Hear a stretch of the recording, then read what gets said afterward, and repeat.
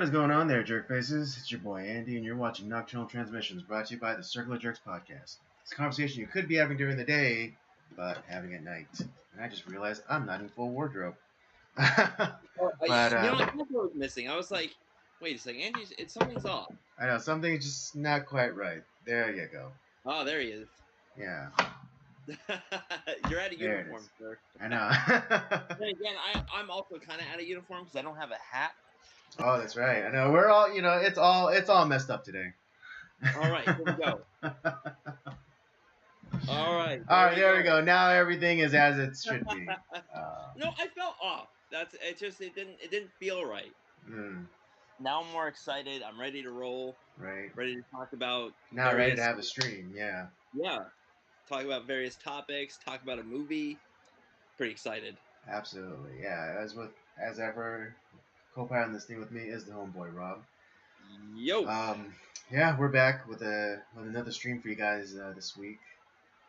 We'll be it's been kind of a light news week.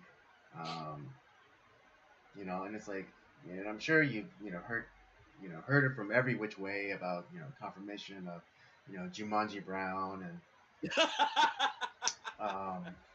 why didn't I think of that? That's great. I like it. Oh, is that not her name? But yeah. Honestly, that sounds like a great blaxploitation film that I would absolutely watch. I know, like with the like Jumanji Brown. Yeah. Nice little bass riff. Yeah. And of course, it's so funny because a really bad mass shooting that happened in Sacramento is being completely glossed over, but they're still going with the gun control angle. Of course, it's so funny, and they they completely rewrote the narrative, and it's like, oh, it's not a mass shooting, it's gang violence. Because the two now it's gang violence, right? Because the two perpetrators were in a gang and supposedly going after a rival gang member, and then all those innocent people who happened to be shot were just random, which collateral damage, in a gang war. Yeah, Jesus Christ. You think I'm being facetious, but that's legitimately what they're doing right now. That's legitimately what they're doing right now. Here's what happened, because they happened, and I was like, oh, they were licking their lips. Oh, I can't wait for it to be a white guy. What? Fuck! It's a black guy. It's like, fuck. Yeah, that's exactly. Yeah, they were just and I'm guessing because there's also reports of a shooting in Brooklyn this morning as well, and I'm sure because not a lot of information has come out on that, the perpetrator was probably someone of a darker hue. Yeah. Well, and here's the other thing too is when it they just don't stop. It's just they are so horrible. I mean, these are the people that will say that parents are domestic terrorists. Because they're not just going along with what we want. So they're horrible people. I mean, they're akin to domestic. They're terrorists. But then you also have real terrorism.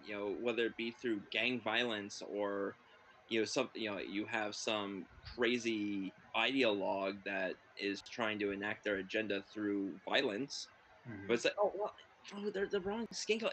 He's just a guy who was frustrated with life, and or seemingly inanimate objects sprang to life and just acted according to their own will.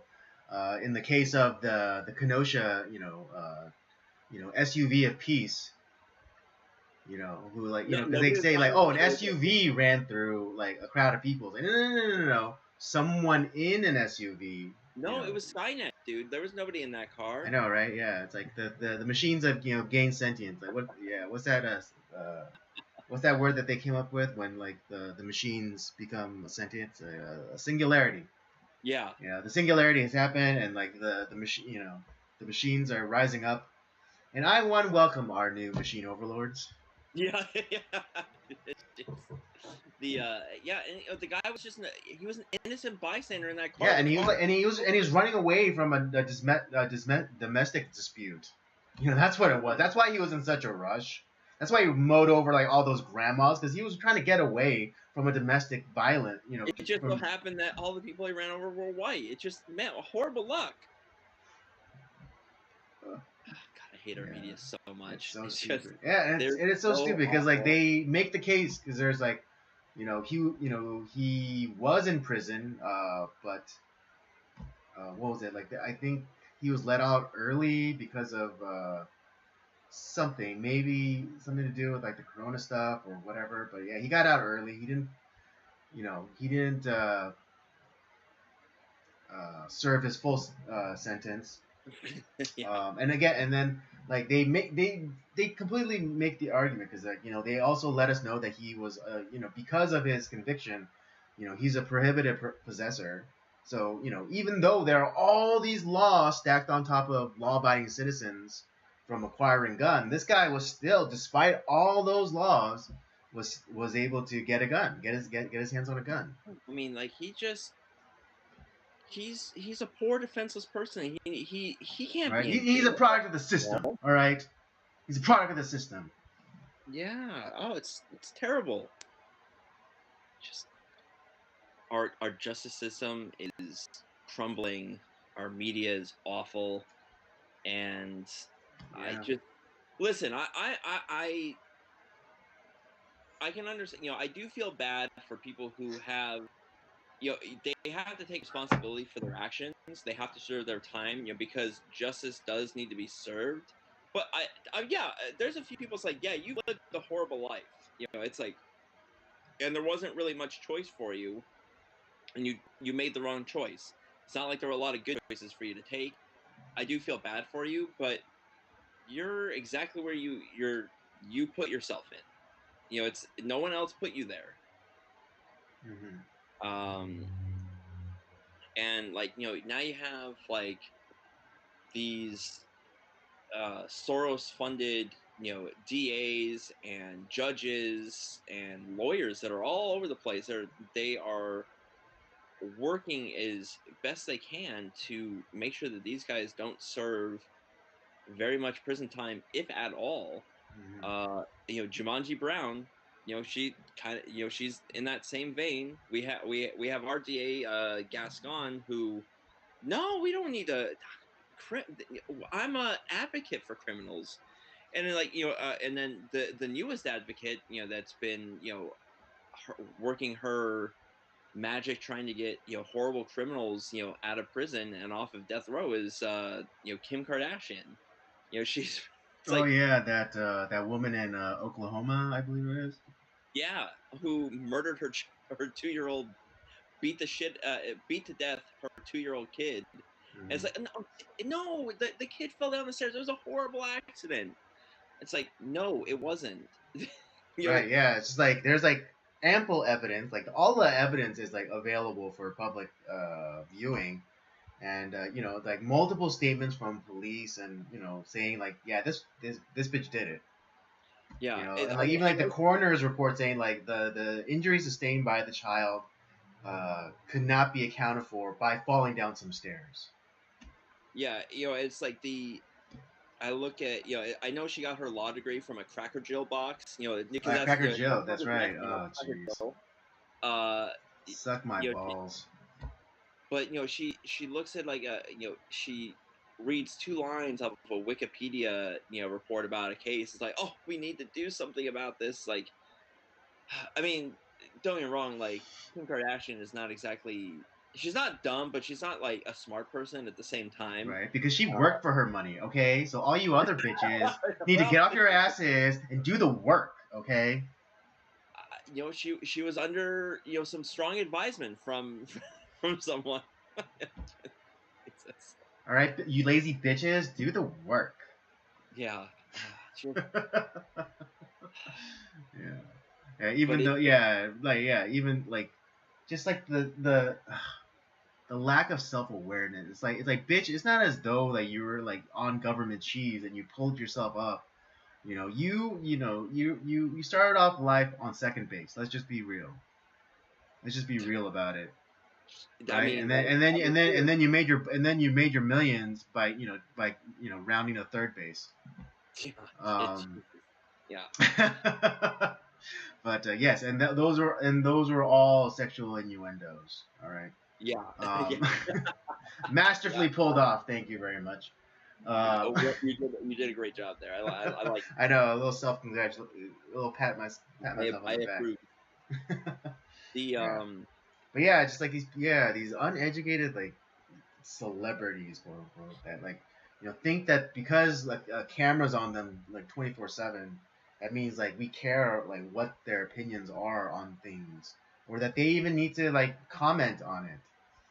But here the problem though, like why I do care in a sense, because before, like she has her stupid reality TV show with it's fine, okay, whatever, I don't really care.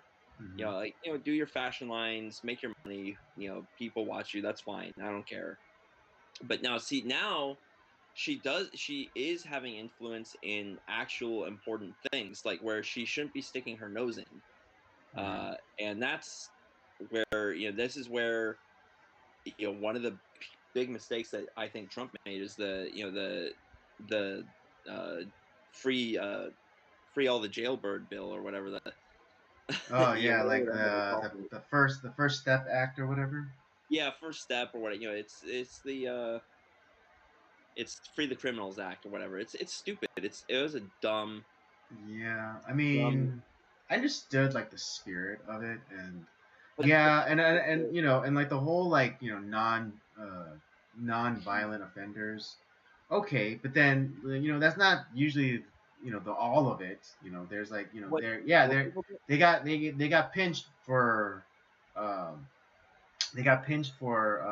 possession or whatever, but that doesn't uh, go into account of like all the other criminal crimes that they committed on the record. uh, that might like help like enhance the sentencing, but yeah, like I'll agree that the in spirit the first step act was horrible. It's horrible. the spirit I understand was meant for good, but like the actual implementation and all the complexities was terrible.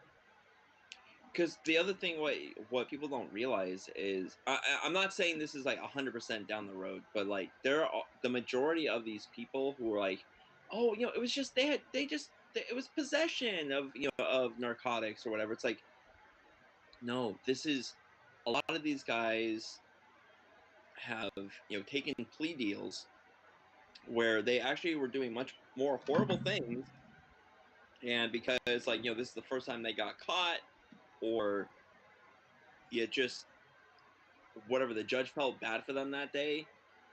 And so a lot of these guys pled down, and they were violent criminals. They just happened to, like, the official charge and what they are in jail for is something that's like, oh, he didn't do anything, it's he had drugs on him, oh no. It's like, no, you morons, why don't we actually like look at the full case? Oh, there was actually all the he beat the hell out of two guys, and he took their drugs and he got popped for possession. It's like come on. It's like it's just ridiculous. We uh, letting criminals out of prison is not a good thing. And they always talk about, oh, our prisons are too crowded. It's like, well, I know one way to end that, like, because there are a lot of illegal immigrants who commit crimes here who are in our prisons, just taking up space. It's like, why are they still here? Why are they not back in their own fucking country? Or ship. I don't care where you ship them off to. If they don't want to go Mm-hmm. back to their own country, fine. You go, go to Australia or whatever prison colony that like you want to go to. But like, you don't get to stay here on Right. in But the the American prison system, where we are pretty much our taxpayers are pretty much taking care of them. Yeah, three hots on a cot. Yeah. What is it? But another thing that might help. Well, I don't know, like, I haven't looked into this, but do you know, like, if most of like people who are sentenced to prison, is it because of federal like drug laws? That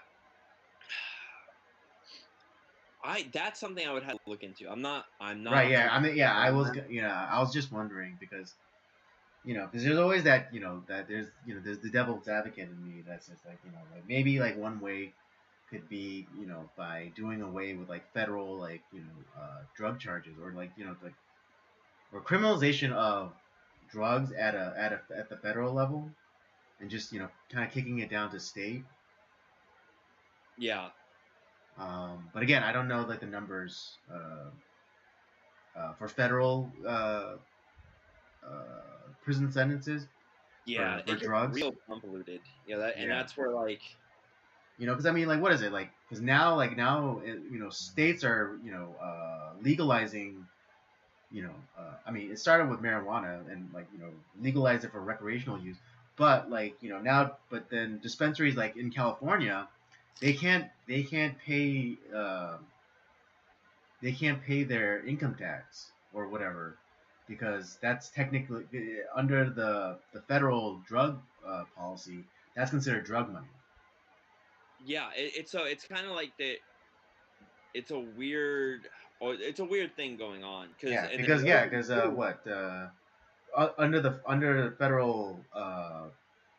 federal policy, I think marijuana is still considered a Schedule One narcotic, yeah.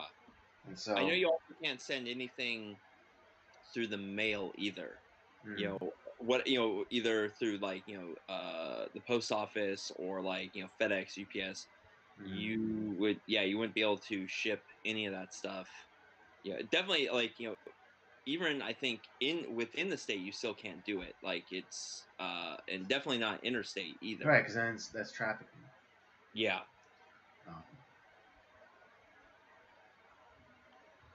And to be um, honest, like I'm really like I mean I don't really have a dog in the fight per se because I it's not my thing. right, But I honestly like I don't want that to be legalized. It's like honestly like having drug laws. They always the war on drugs. It's it's been terrible and all. It's like no, I don't think it was bad. I don't think it's good for a country to just like yeah it's drugs are fine. Yeah, no problem. It's all okay. It's like no, because you are, you're.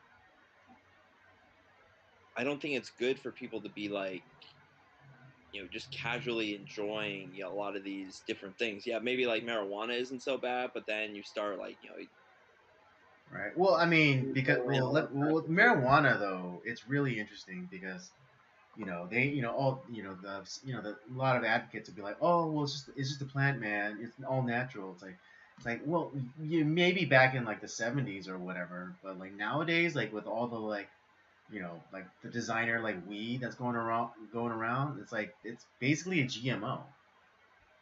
And it's like and yeah, and the THC is like way more potent than it was like 30-40 years ago.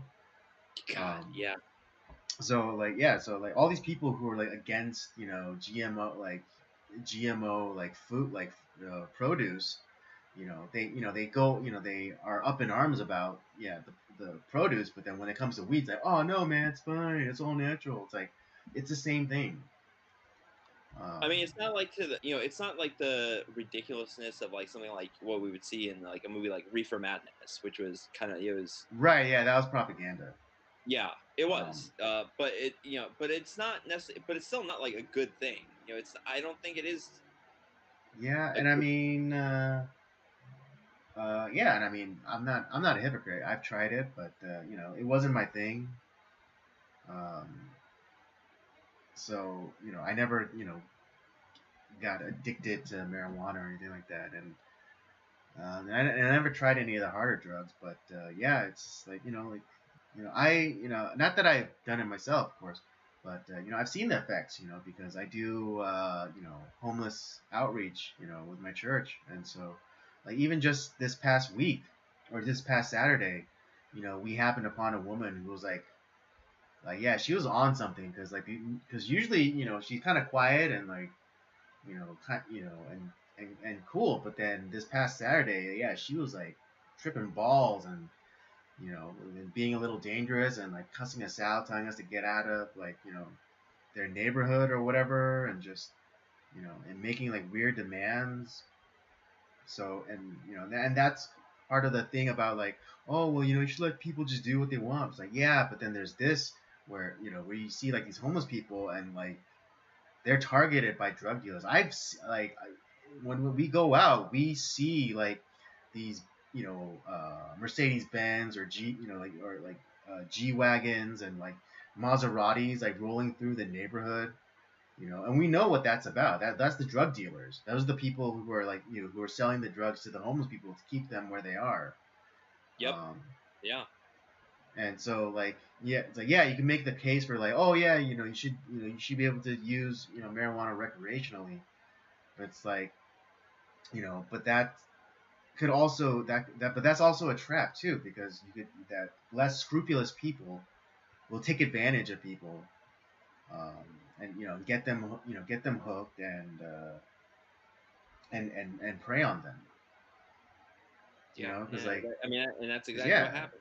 yeah, because it's like because what is it like every first of the month there a lot of people they get benefits and like the money comes in, and then that's when the drug dealers come by, and then and that's when like that's when they take all their money and give them like little give them their little fix. Yep. First taste is free, and then it's like, oh, then the price goes up after that. Mm-hmm. But But yeah, I like I said, I don't think that letting people out of prison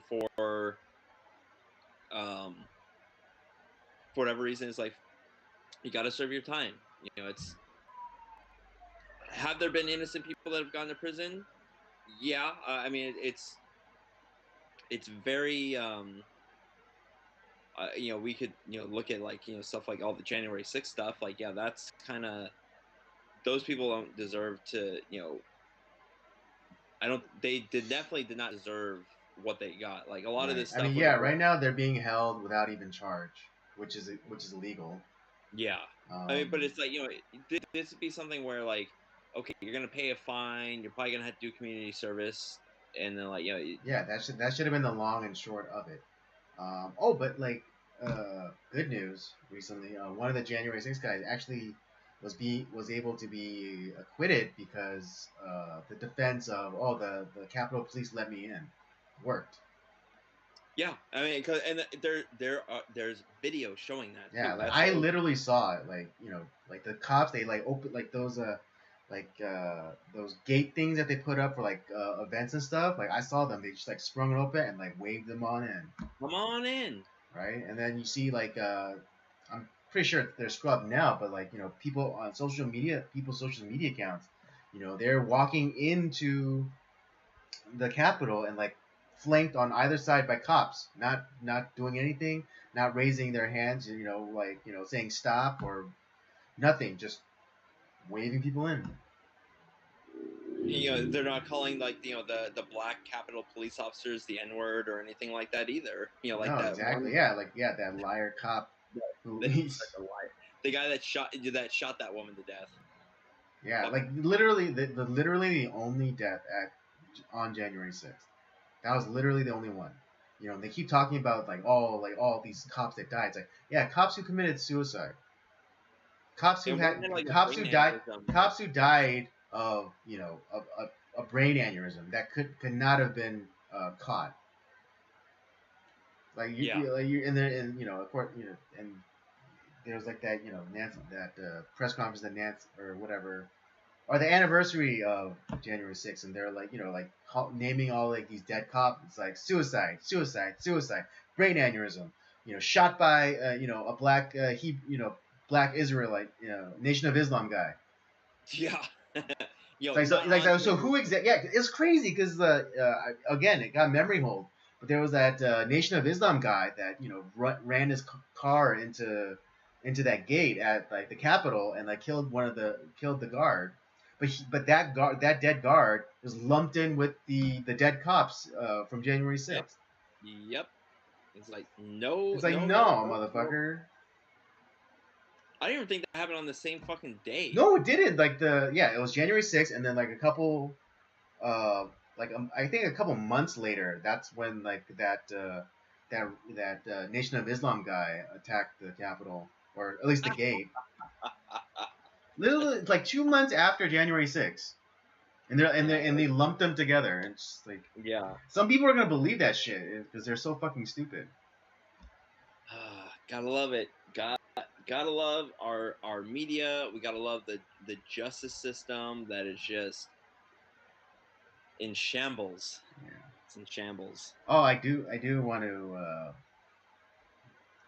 give credit because of the Jumanji Brown thing. I wish I came up with it. I didn't. That's not one of my originals. I got it from another YouTuber by the name of Jericho Green, and he called her Jumanji Brown first. I like the guy. Yeah, yeah. Yeah, No, but credit where credit's due. I wish I came up with it, but yeah. Doesn't So matter to me. yeah, I mean it's good. Yeah, but I just wanted to make sure proper credit and like also True. to promote this guy because I've been watching his stuff for a while and it's great. I love him. Love the name. Yeah. Yeah. Well, that was lovely. Yeah. I guess that'll be our. Because we started off with the news. Well, like I guess we'll talk. I guess it'll be about gun control. So Well, yeah, the idea was, maybe, it's about, or at least when I title it later. Maybe when I title it like "Kiss Kiss No Bang Bang." yeah, yeah. But no, it's just because how it started, we wanted to, obviously, like, the one of the big news stories was, Mm-hmm. her getting confirmed Mm-hmm. with. What I love about it is, like, there was essentially, there were a bunch of people that said no, and Mm-hmm. I need to Yeah, go and I back. mean, yeah, and just what is it like? The hero from like or the hero from earlier this year, Joe Manchin, putting being the pebble in the shoe of Joe Biden's Build Back Better bullshit. Um, you know, Which is great. Glad which he is, did well, it. yeah, great. But then, of course, for this he falls rank and file with the Democrats and votes to confirm uh, Jumanji.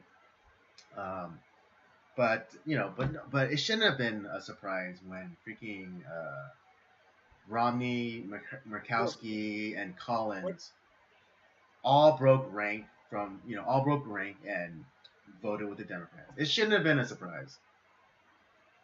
The usual suspects, Exactly. with Republicans like these, who needs Democrats? Mm-hmm.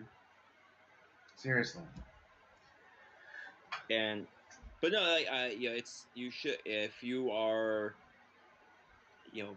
in the know, you've been paying attention. You're like, yeah, this doesn't seem right. And if, especially, like, you can look at, like, the voter rolls, who voted, how they voted.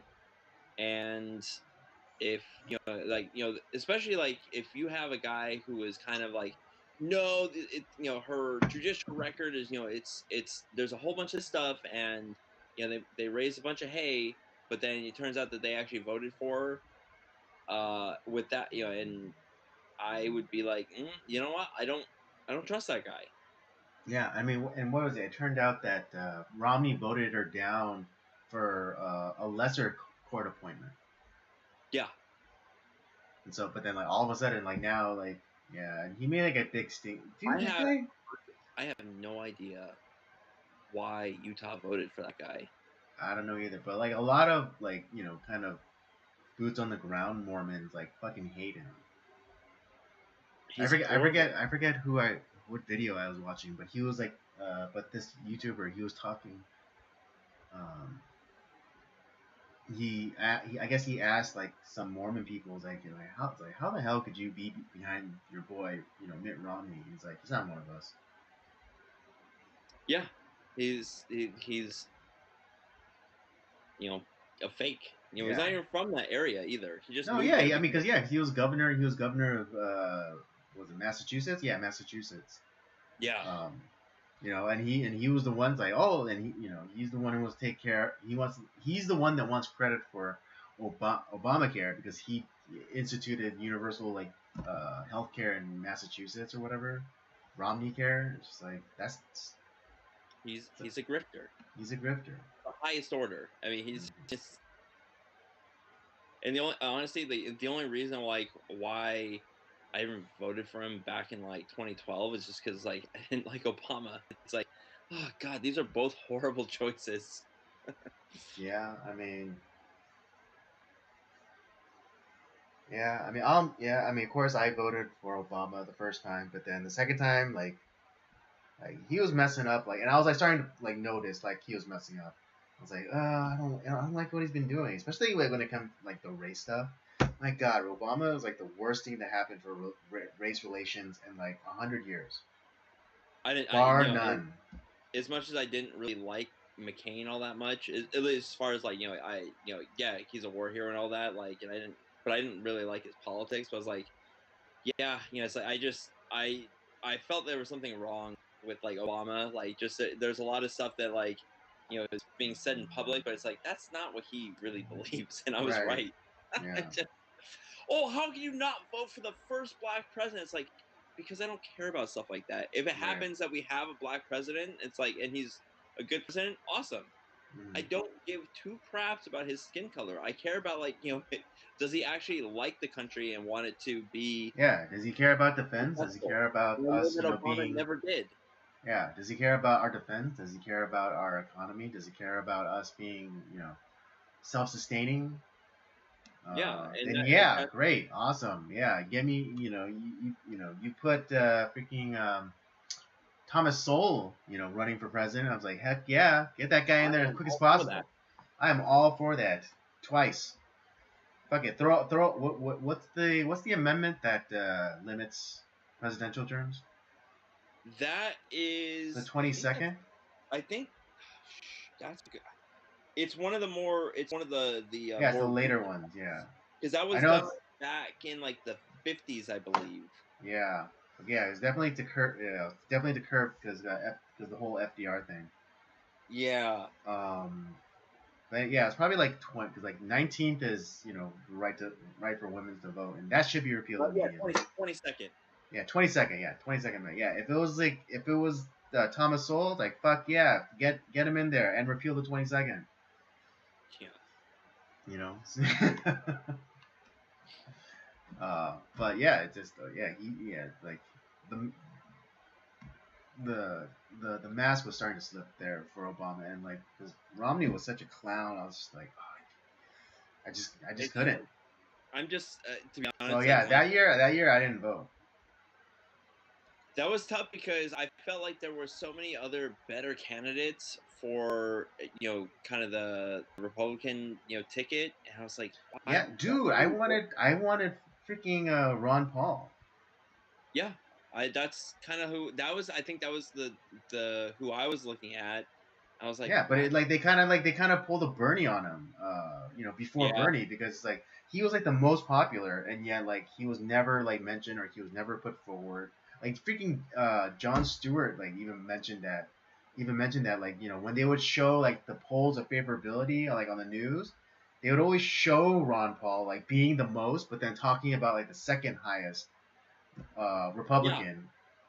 And then Jon Stewart was the one that pointed out, like, he's like, you seem to be a really popular guy. It's like, but why aren't you like, on the news shows and stuff like that? Yeah, I mean it's like, and he's no right wing guy either. Yeah, And no, he's like, yeah, he's a libertarian, um, which he's bleeding into leftist, now. But like it's at the time, yeah, he was like, probably more, kind of, a little bit more down the middle.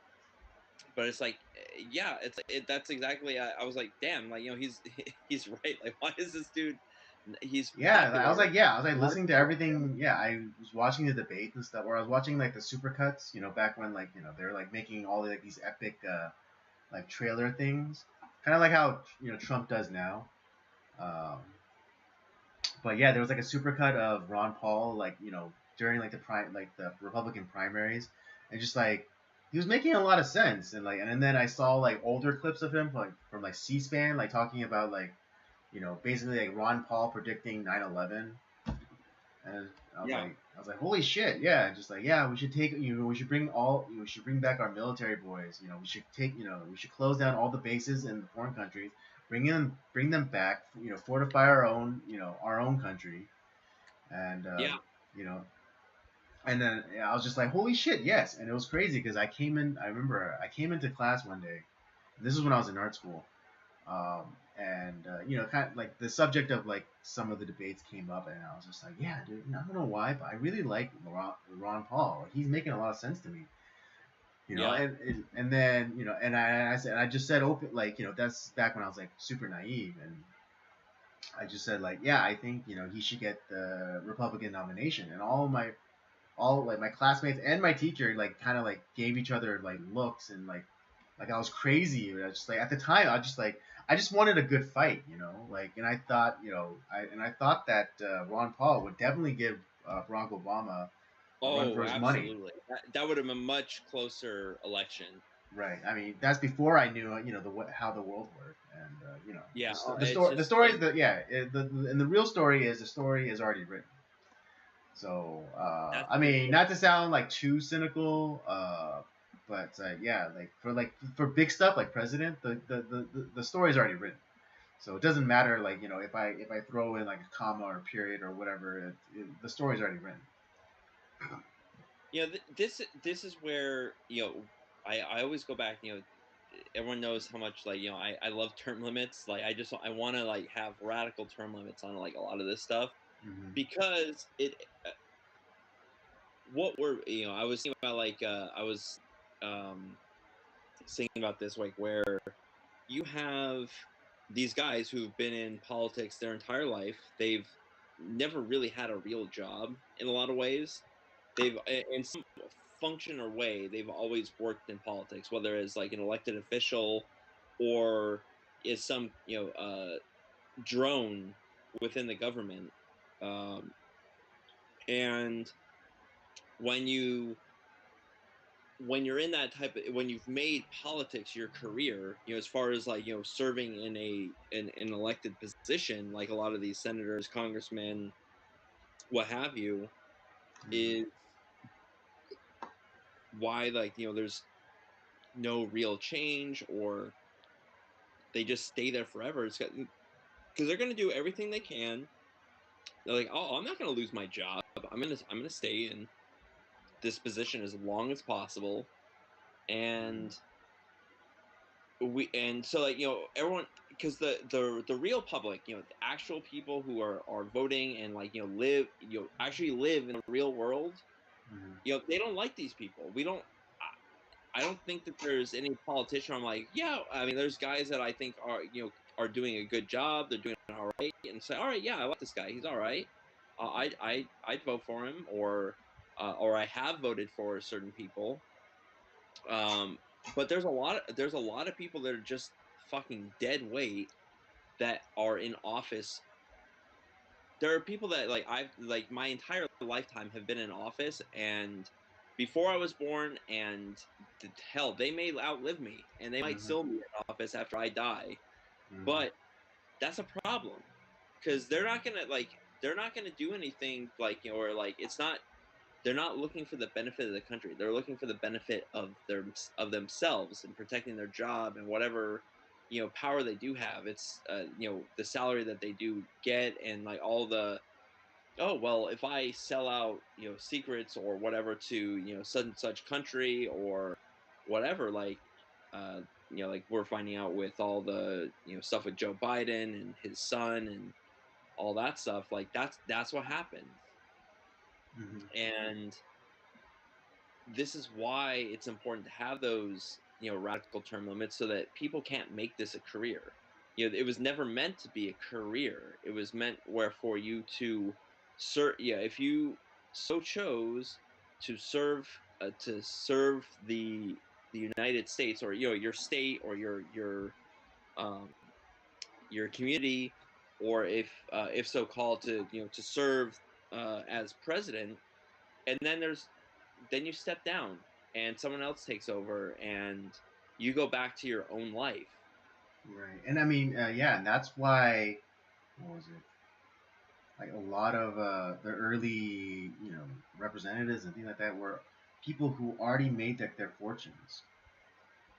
It's um, I have no problem with someone who is wealthy that becomes president.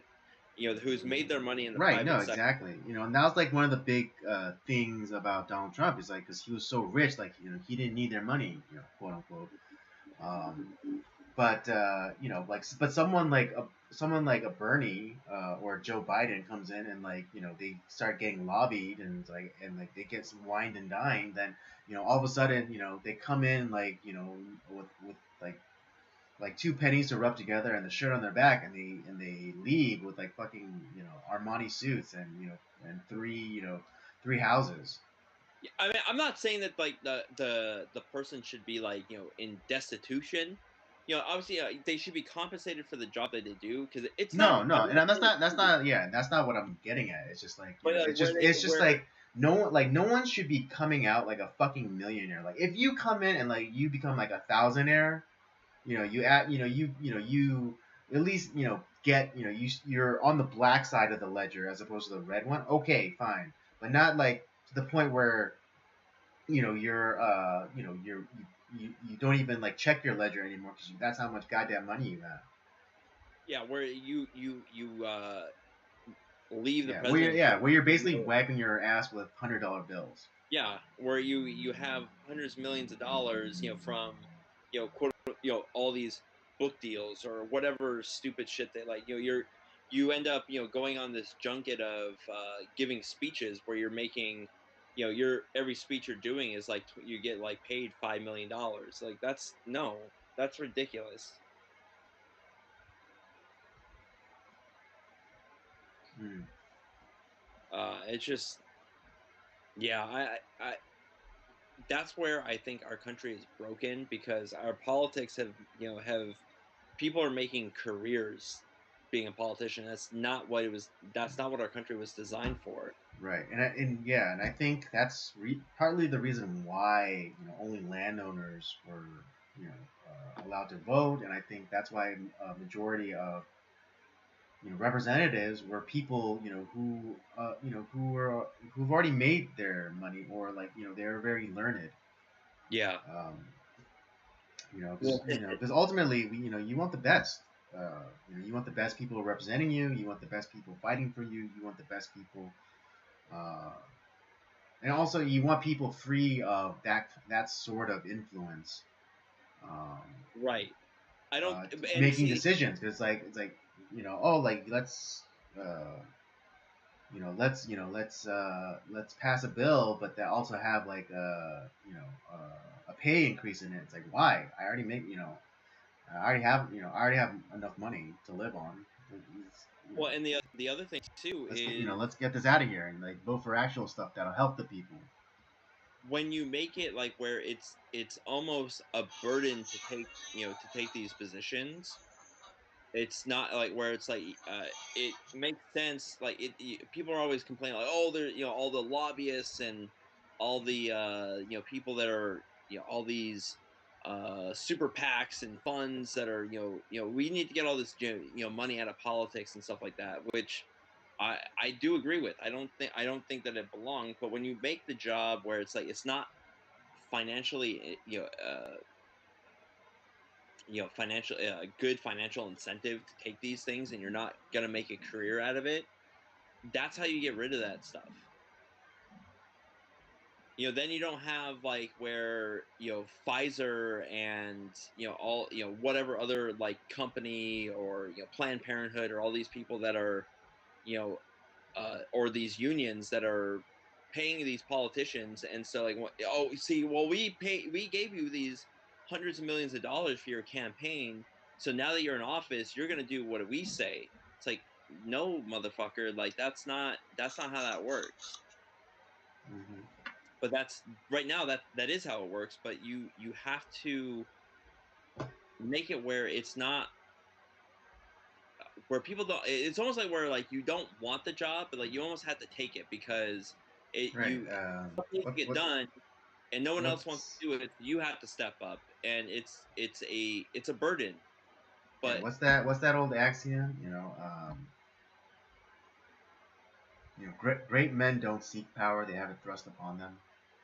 exactly, that's exactly Yeah. what our elected positions should be. Hmm. Exactly. Because That's that's why how it works. that's why I said like I'm not gonna get into politics unless I become king, and the only way I become king is if I dispose of the old government. Yeah.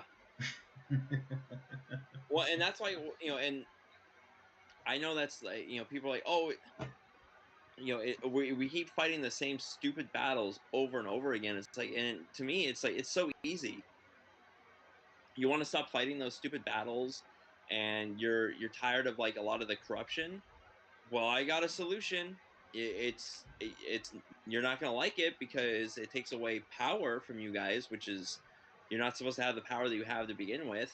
And Hmm. we will probably have to eliminate a lot of these stupid alphabet acronym organizations that honestly don't do jack shit to begin with.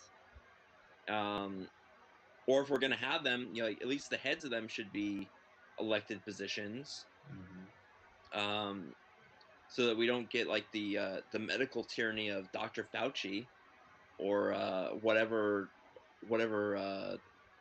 organization decides that they want to be the bastard of the day, whether it be like FDA or the NIH or whatever. Hmm. And Absolutely. that's That's why. Yeah. That's why I'm all about like Rand Paul's idea about breaking up the NIA or the NIH, which Fauci is one of the heads. It's like the NIH, and then like it like trees out yeah, to like the NI, basically like the NIAID, um, yeah. NIAID, like, and then like some other thing, and then some other thing. But like, yeah, but to break that up and like making it three different positions, but then also It um, doesn't go far enough, but it's a good start. yeah, And yeah, exactly. And I'm a, yeah, and I'm and I'm a builder, and I appreciate building, because you're not gonna appreciate something if you're just given it, but if you build it out yourself, then you are much more invested. Um, um, and so yeah, so even that small step of breaking up the NIH and like making it so like yeah, the giving it term limits, and and yeah, the president can uh, still appoint them, but they still have to be okayed by the Senate, and but with the term limits, it doesn't matter. yeah, the one thing, like, when we do get like wins, what political wins, where it's like, we're on our way back to some sanity. The problem is that we get people who, like, I mean, they go crazy and celebrate, and then there's this giant hangover, and it's like, uh, then they don't. It's like it's like, oh, we did it, we won, yeah, woo! It's like, no, this is just the start. We need to keep going. We can't just stop here because this doesn't go far enough. And your opponents, they never they that's I'll give the Democrats and, like, the crazy leftists, some credit. They never fucking stop. They are Yeah, I relentless. mean, yeah, to give like the whole Trojan horse thing, it's like, yeah, like when the Republicans think that they won, like they're like the Trojans that party it up, and then get wasted and then knock out, and then that's when the left or the Democrats do their work,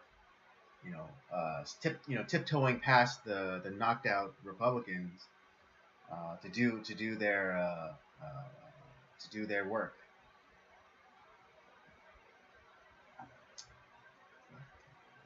Yeah, it's just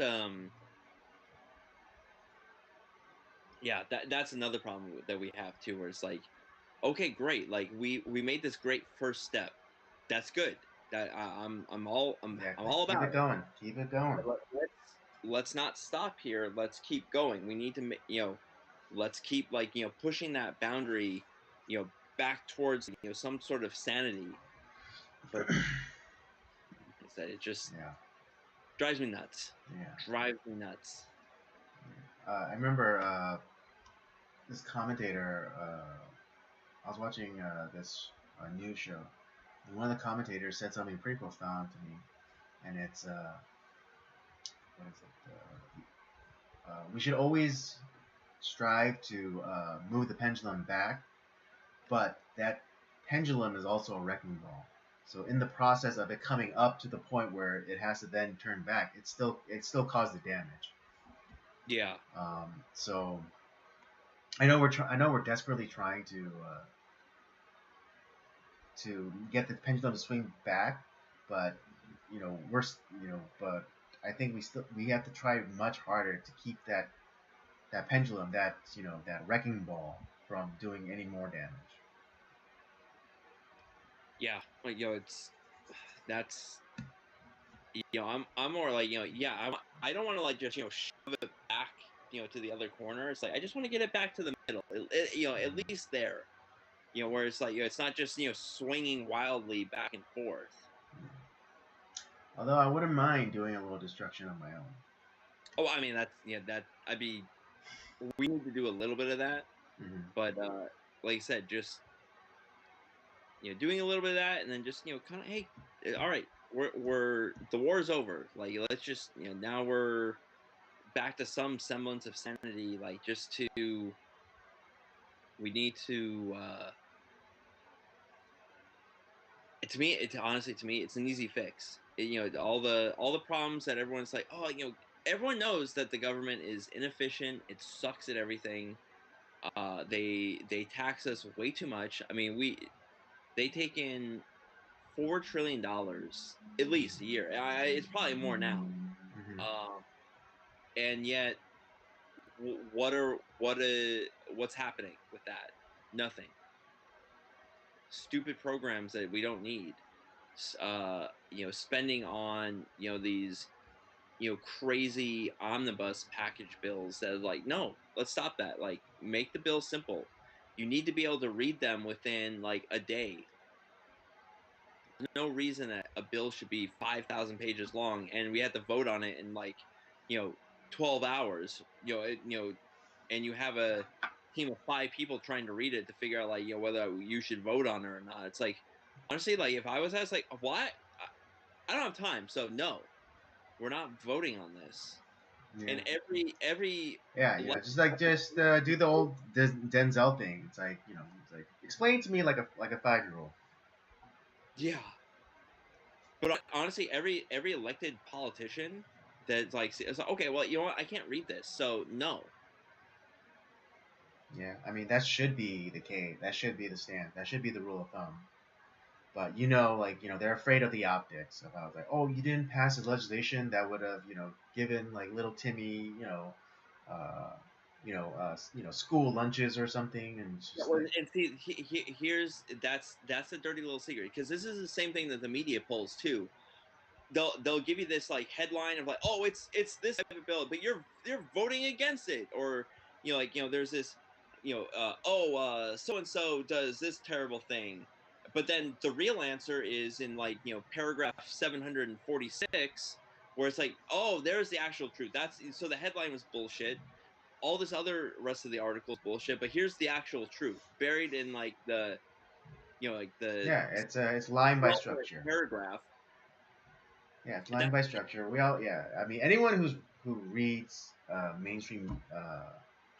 Well, I mean, no one reads any nowadays, but if you do read, you know that it's a lie by structure because in all the articles that you read, like it's all like sensationalism at the first like 6 paragraphs, and then at the very bottom where they know that no one's gonna read, that's where the truth lies. Yeah. Well, and then it's Simpsons made fun of this very very well, like where there was the I think it was the meteor, or yeah, it was like one of these was like where like there was a meteor coming to Springfield, or Hmm. there was some Yeah, sort of yeah, danger, and it's like they had the you had the Senate or Congress meeting. It's like you all those in favor of the Save Springfield bill. I'd like to add a rider onto that. It's like I want to have like special funds to protect sexual perverts. All right, who's all for the Save Springfield / pervert bill? Nay. It's like yeah, yeah, yeah. it's like that's the shit that goes on. It's like it's not it's there's a bill that's supposed to do this thing, but then you get all this crap added onto it, and it's like no,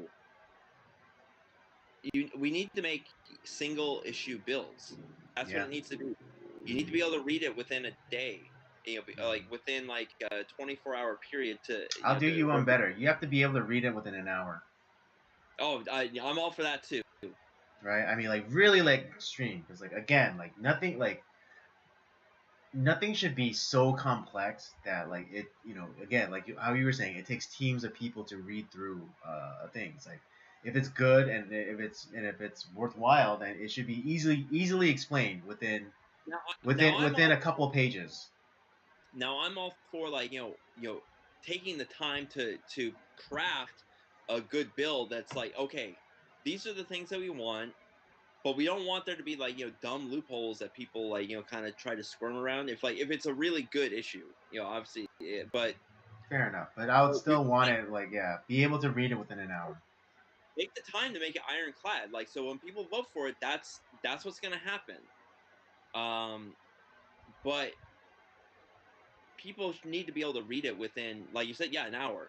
And so, okay, now that okay, we read it, let's take a vote on it. All right, cool. Nay, or yay or nay. It's Hmm. and then Yeah, it's not yeah, more that like consequences. Let's say what is it? Like if you don't read the bill within the hour given, then you get then the entire Congress gets to punch you in the dick.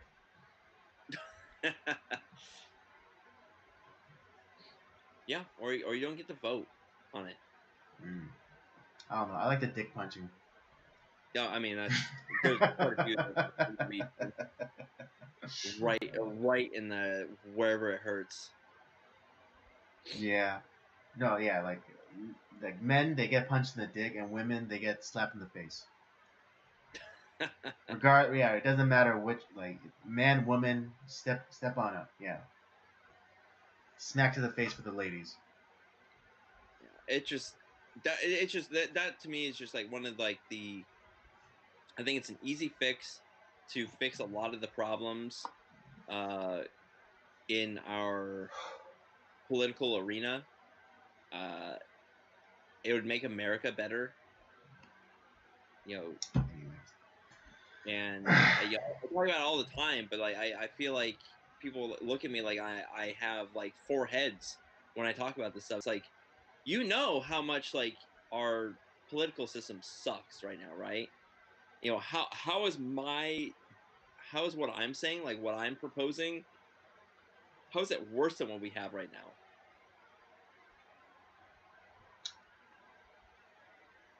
Yeah, no, exactly. It'd be a hard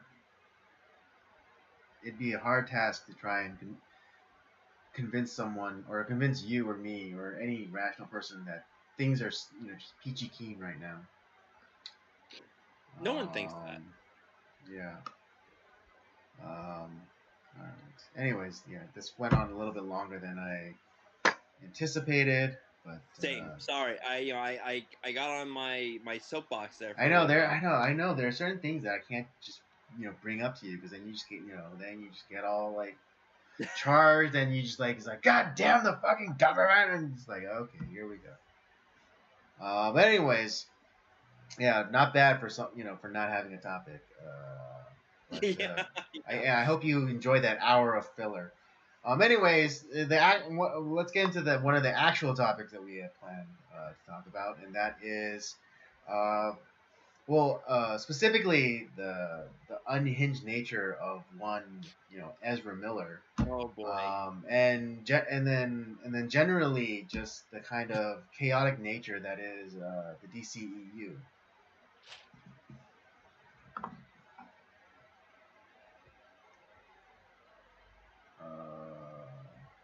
Okay, this was more of a Robert story, but I guess I can fill in for just a little bit. But yeah, I mean, for those of you not aware, the actor Ezra Miller, who plays the Flash in the DCEU, you know, he's not what I would classify as a normal uh, person. Um, just in that, just his what is it? I guess his personal life is just all over the place. He came out as like non-binary or Oh, something, and then Jesus. yeah, like Ezra Miller. Like yeah, I was just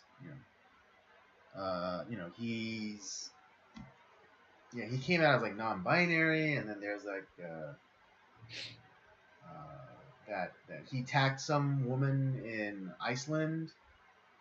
Was that where he was at? I wasn't. I Well, no, wasn't sure. not this most recent one, not this most recent one, but there was a couple years ago there was this incident where he was in Iceland, and it seemed like the interaction though is weird because it seemed like the fan like asked him to slap her or whatever, um, but it's still not a good look. No. Yeah, and yeah, so the interaction was very weird. But most recently, he kind of got back into the fan smacking. Um,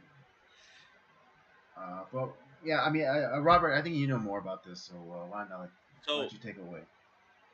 what I heard about this story was he, obviously I to be honest, like, most of the time, like, when it comes to these actors, when I hear that, like, oh, there's, they use their pronouns and they live this sort of, honestly, like, I'm like, okay, are they a good actor? Like, are they, is that, are they making movies that are kind of like portraying that? Like, oh, maybe not, but in this case, he, was, I think he was staying at, like, I don't know if it was like an Airbnb or like something, like where he was actually staying with somebody, but then he was at I don't know if it was like a bar or he was at some event or whatever, just kind of just went kind of crazy.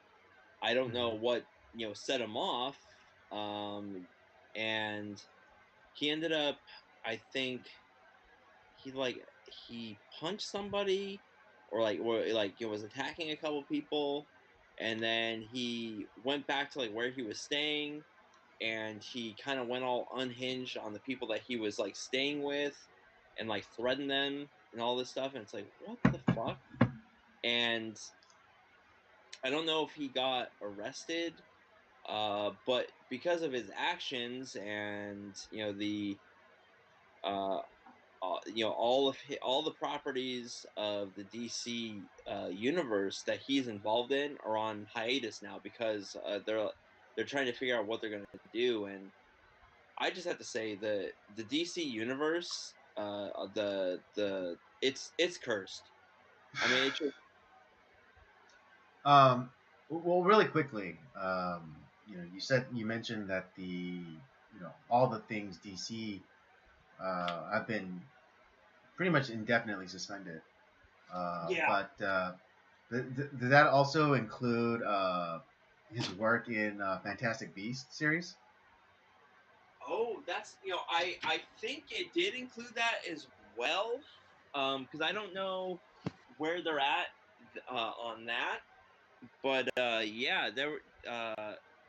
I think what the all the articles I read mentioned, it was mainly focused on like, obviously, like, I don't know about, like, if it's gonna delay the Flash movie even more. Um, it did. I didn't remember them mentioning Fantastic Beasts. But yeah, there's just a lot of stuff that he's involved in that, like, it's gonna. They're like, oh well, all his projects are that he has not finished are on hold now. Mm, Because I think they're thinking about, like, whether they're gonna fire this guy or not. right. And this is what happens when, like, I know there's a lot of actors that are extremely weird and temperamental, but this is why you have to be very careful on who you hire. Uh, when you Yeah, but also like culturally, this is why you don't you don't what's the word, enable mental illness. Yeah, so, like, they're like, I think a good example against this, like, Chris Evans is a guy who, do I agree with his politics? No, not at all. But he's not an unhinged lunatic at the same time. He seems like a very, like, he actually seems like a nice person. Like, I think that Chris Yeah, I Evans would mean, be. if I didn't know anything about like his politics or whatever, I think I could see myself like if I ran into him at the bar, we'd hang out. He'd be someone I could have a beer with. We Yeah. might we'll disagree on politics, but Hmm. he's not someone that I would automatically, like, it's and he's not a crazy person. Hmm. This guy is, I don't know if, like, when DC hired him, like, a lot of this, his insanity had already, like, come out, and, like, it was like, oh well, you had some trouble in the past or whatever, but, like, we'll take a flyer on you, it's okay. And then it's like, oh, but but then you're putting him in a role that's actually, like, super important, that's gonna your whole your whole franchise, it relies on this guy. It's like, oh, Jesus Christ. It's like, I mean, I know that Marvel, when they did Robert Downey Jr. to play Iron Man, that actually was a huge risk for them, because Robert Downey Jr. was kind of coming back from. Yeah, a myriad of So personal his personal gaps and personal issues. professional. Um, Yeah, I mean, he was coming off of like a lot of like drug charges, rehab. he Um, went through a lot of trouble. He yeah. was not he was in a bad place, Hmm. but he did, like, whatever happened to him, like, after all that, whatever rehab he got into, whatever, or whoever got into his ear, it worked, because he did turn his life around. Because you Hmm. look at him now, and he's a little bit, like, weird, but at the same time, he's not the old Robert Downey Jr. He's a new Right. person. And Marvel took that risk, putting him in that role. It's like, well, we're taking a gamble, but we're gonna try it, and damned if it didn't work. Hmm. But that's what I'm wondering, like, was Ezra Miller, did he have that stuff in his past where it's like, oh man, we're gonna really take a flyer on this guy? I don't know, because I don't know if anybody else is even considered for that role. But man, it just seems like, not only did we have the tragedy with Zack Snyder, like, with his kid dying, which is horrible, Hmm. um, and so we don't get to see Zack Snyder's vision, fully, kind of, come Yeah. through. Or Um, at least, yeah, and we got to see it delayed. yeah, and but it's not like, but that's not going to continue. It's still, it's there. He's not. Yeah, I yeah, no, not yeah. There was like that writing campaign about reinstate the Snyderverse. I mean, and after seeing his cut of Justice League, I'm all for it. Yeah. But that's So likely not gonna happen.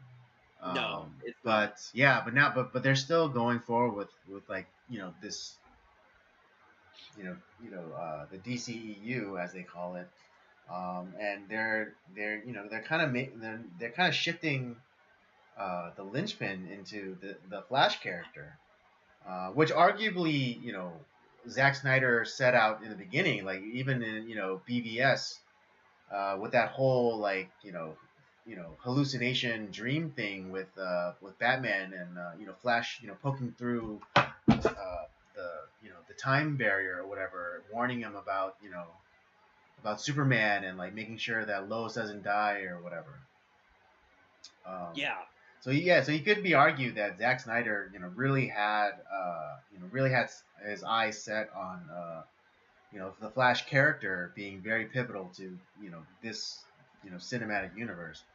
But yeah, it just goes to show you how important casting is. But also the dangers of like indulgence too, because like I mean, like the society that we live in now, like if they try to do Justice League 20 years ago and like kind of like just kind of like time shifting with all like the same people, whatever, like just 15 years ago, let's be 15 years ago, they would have skipped over Ezra Miller in a heartbeat. Yeah. They were like, it's like, oh, like yeah, this kid looks kind of good. It's like, oh yeah, but he claims that he's some non-binary thing. It's like, pass. He's a liability. He's a liability. Yeah. So that's a crazy person. I mean, and then back then, back in the DSM-4, that kind of talk, that transgenderism talk or gender dysphoria was considered a mental illness, and people would have rightly called it out as such. But now, like we're living in a society of indulgence, of permissibility. It's like, oh, like as long as you're not hurting yourself or others.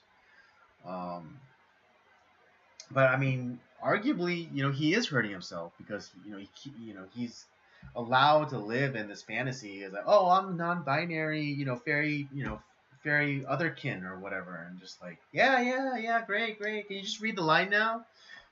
It's like he's like, you must use and it's like you must use my proper pronouns. And it's like, but again, because of this culture of indulgence, like they're going to try and use the pronouns. Yeah, and Amber Heard is still employed by DC. Despite her. For how long? Who knows? Because their trial just started. I think today or really? This week. Yeah. Oh, well, hopefully there's some justice there. Yeah, and I mean, if Warner Brothers DC want to salvage this thing at all, then recast Amber Heard and fucking get a fucking shrink for Ezra Miller. I mean, if you want to keep Ezra Miller, then get him a fucking shrink, and get him into some sort of treatment. Otherwise, cut your losses and recast the guy. Yeah, pretty much.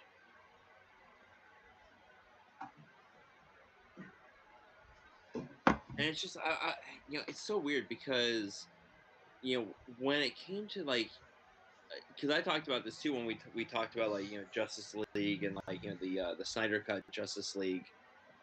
I was just like, man, it seems like they're trying to mix, the original Flash and like Wally West together, like Barry Allen and Wally West together in like one character. I was like, I don't agree with that. Right, because this Ezra Miller's Flash is they're trying to make him like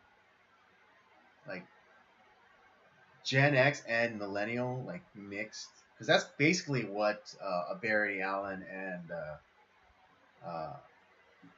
Wally West would have been. They would have been like an Xer and a millennial.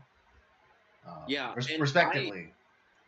I'm more of a Wally West fan just because I like a good smart ass character. Mm-hmm. Yeah. By the way, which I love, Michael Rosenbaum's portrayal of the Flash in the BTAS universe.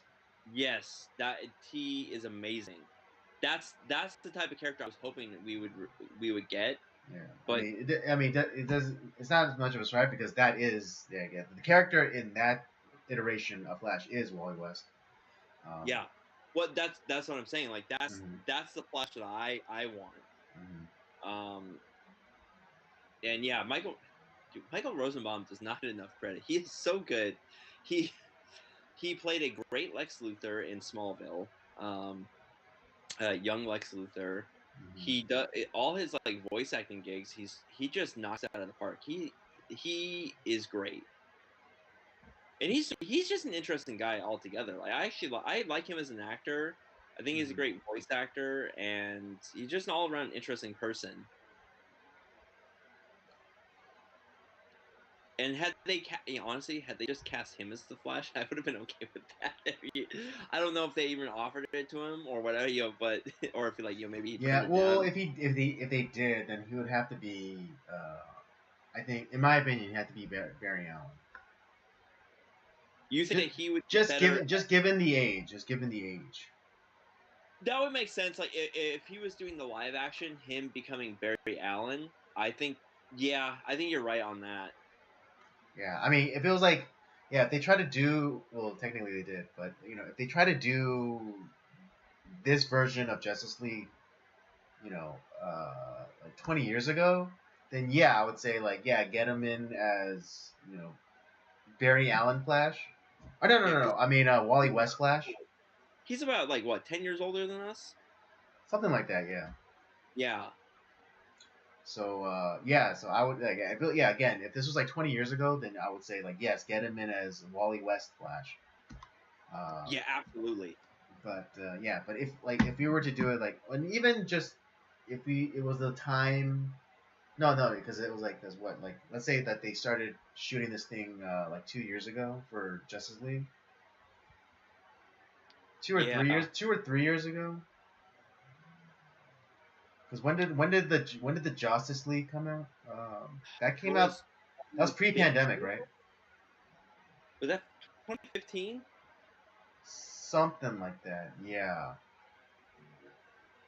or like Take a look maybe here. 17. But yeah, like Uh, even still, like he would still have to be Barry Allen Flash and not Wally West Flash. 2017. Yeah, you're right. You're right. Yeah, it was And so 2017. if it came out in 2017, that means they started filming like 2 years prior to that. So like they were starting filming in 15. So yeah, he would still have to be yeah, he'd still have to be Barry Allen Flash. I'm totally fine with that because I think Rosenbaum is a guy that could pull that off. Mm. He's a guy. He's a really good actor. Like he doesn't get enough credit, but he's a good actor. And the thing is, the other thing he actually about the comics. Like he does care about like Yeah, he's a comic book nerd. what he's doing. Mm. Because obviously, he was, in Smallville, he was portraying like a young Lex Luthor, and there was people that would come and say, "Oh, well, Gene Hackman did it better." It's like, yeah, no shit. Yeah, Of as course he did. But that's not what I'm trying to do. I'm not trying to be Gene Hackman. I'm trying to do it in my way. And yeah, I and think like and Gene Hackman at that time, like the character of Lex Luthor, he's much older. Like he's already been through everything. He's experienced everything, exactly. which informed how Gene Hackman would play him. And so like with Michael Rosenbaum playing a young Lex Luthor, like all those things hadn't happened to him yet. And so, he's gonna, experience life, you know, the way a young Lex Luthor would experience life and react the way a young Lex Luthor would react. Exactly. And so, like I said, I think he did a great job. Yeah. Although, the have you seen the trailers for the new Flash movies? Like the one Uh, that like with like like the Michael Keaton Batman. no, no, I haven't. Yeah. Well, like it appears like there's gonna be. I think they're doing like a Flash family sort of thing because there was like at least if I'm remembering correctly, there was at least two other people like standing with him in like a one shot. Mm. And so I think they might be doing a Flash family situation. I Even think though, and I think they're doing like, or they're incorporating the Flash family, even though this is going to be kind of like a Flashpoint. yeah, that's kind of like what it's supposed to be. And Mm-hmm. here's the problem though. Here's where DC screwed up. what they needed to do is, because they kept trying to do like all these like after like Man of Steel, they Mm-hmm. kept trying to do these like big ensemble films. Oh, Batman v Superman, we're gonna do this, and we're Mm-hmm. gonna do Justice League, and it's like, whoa, whoa, whoa, whoa, whoa, whoa. Like you're throwing like four movies in one, Right. where I it's like, mean, yeah, and we haven't even had enough movies to give a shit about this version of Superman. yeah. And to be honest, I love Henry Cavill. I think he was great. Mm-hmm. It's Man of Steel has its flaws for sure, but I was actually, I really kind of liked it, and I wanted to see more with Superman, um, but we didn't get a solo Ben Affleck movie. We didn't get that. We did get the Wonder Woman movie, which was good. She's kind of like the Captain America of the DC universe, and the way that they portray, Gal Gadot portrayed it, and how they wrote the character. Um, we eventually got an Aquaman movie, um, but it just seems like Which was surprisingly entertaining. And it was actually pretty good. I liked yeah, it. And but yeah, it's like we never got a solo Batman movie, which we needed.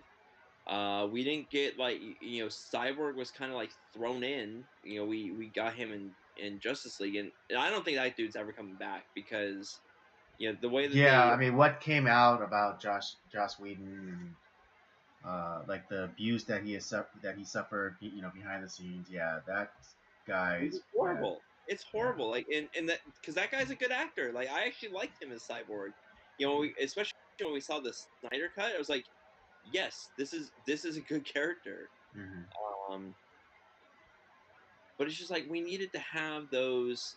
We needed to separate things out, and that way, Right. when I it mean, like this is yeah. The problem was the studio was impatient. They wanted to be at the point that Marvel was at the time, and at the time, I think what was it? They're just about to release Guardians of the Galaxy. yeah, When they kicked off uh,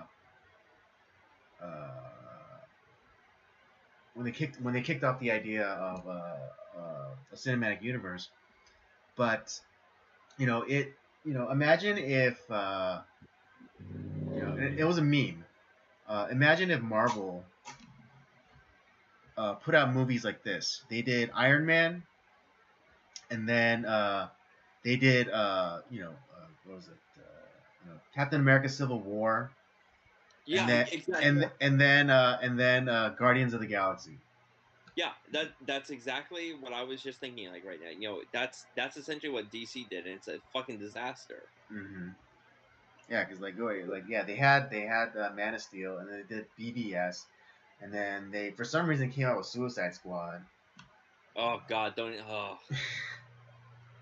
Oh, And so oh. yeah, like they got like their priorities all mixed up. I it's And what they didn't realize is that fans would have gone along with them. Like if they did, if they plotted it out like Marvel did, then fans they would still have come along. They would still have watched the Superman movies. They would still have watched the Batman movies. one They would still have watched all the Wonder Woman movies and on and on and on, and until one till thousand the percent. culmination of Justice League. But Yeah, you know 1,000%. What's the yeah, rush? What's the rush? exactly. I mean, I know like at that point that there was a little bit of like cape fatigue, you know, uh, No, but but but here's still, here's the thing. even still, But the because type of movie that the but the iconicness of the characters, like the fans would have waited. They would have waited. They would have patiently gone along with each and every movie, and you know, and Warner Brothers and DC would be better for it. but see, here's where they're different. They make movies that are more serious. Kind of like because you know these are the DC movies. It's not like, they're not trying to cut it up all the time. It's something different from what Marvel's doing. Um, I have no problem with that. Like, Right, you're especially because following, since they want to distinguish themselves. yeah, you're following their formula in a sense, but you're doing something different at the same time. And so, yeah, like, everyone's like, oh well, superhero movies,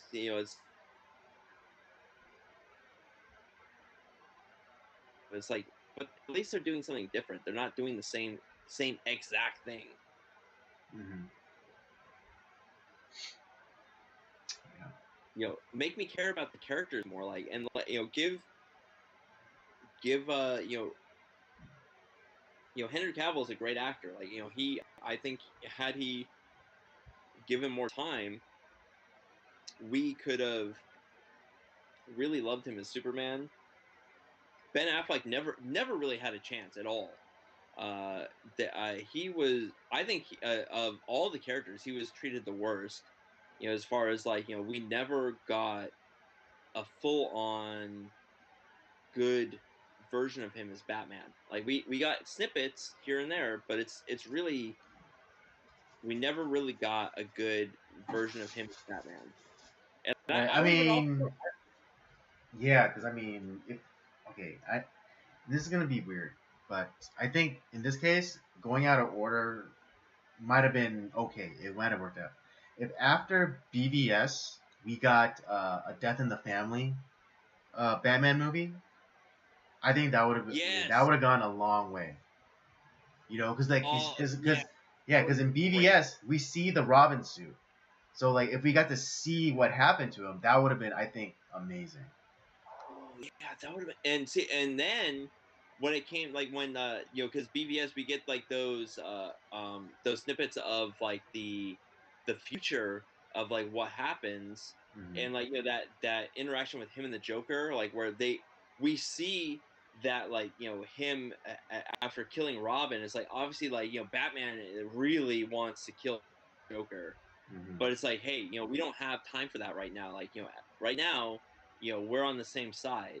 As Hmm. long as you have this card with you, where you have an ally in me. Hmm. So it's just like, that would have, oh god, that would have been so, mm, that would have been so Right? good. Exactly. Yeah.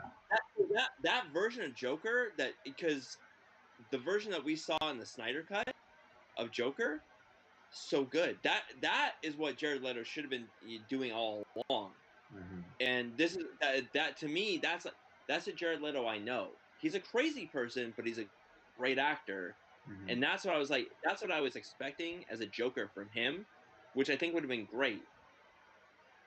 Because I actually just watched another movie with him recently called that just, I think, came out last year, called The Little Things, and oh Hmm. my god, he was so good. Jared Leto was fucking great in that movie. He was scary, Hmm. but man, I just, the Joker that we got in the Suicide Squad. Oh my god, that's, it's that movie. That's another movie that I hate, because there's potential there, but they just fucked it up so bad. Right. Yeah. It's just like conflicting visions and too many cooks in the kitchen sort of thing. That's where Um, it's not the director, it's not the actors, it's the fucking writing, and usually it's the writing that's the problem. I never fault right. actors for taking a But job. yeah, it's really interesting because what was it? The writer for Suicide Squad was David S. Goyer, and he has a lot of good comic book movie cred. Something tells me that it was not all him. Mm. Oh yeah, well, like what was it? Like David Ayer too. And I think this is and David Ayer is not known for like his big budget blockbuster type movies. Because I mean, like the only one other movie that I know for sure that he did was Last Watch, that cop movie with Jake Gyllenhaal. Yeah. Well, here's the thing. Like, for me, it's like, the people that should get the blame first, producers, like, because they meddle with a lot of stuff. Hmm. And usually when they meddle, it's kind of like the government meddling and stuff. It usually gets fucked up.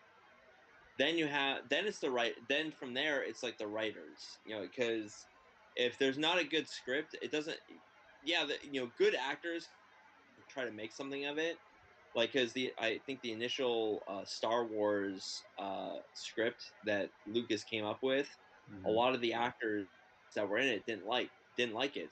Mm-hmm. They fixed it on the fly essentially, and it ended up becoming like a great movie.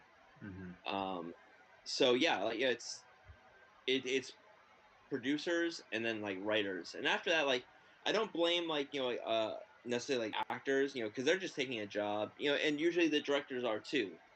Um, unless they're writing, directing, and starring in the film. Like then obviously then there's a lot more fault that falls on them, but it's it's just man, there's so it's it the thing that bugs me so much is like there were elements that were really good, and there were elements that were just it was a dumpster fire. And it's like you just make a few tweaks, and we could have had something really good. And we could have had it where it's different than Marvel. It's not we're not like laughing our asses off at it, like, which is it was just fun. I like that. I like that aspect of Marvel. But DC taking doing a little bit more seriously, and it would have been I would have been all for it. Mm.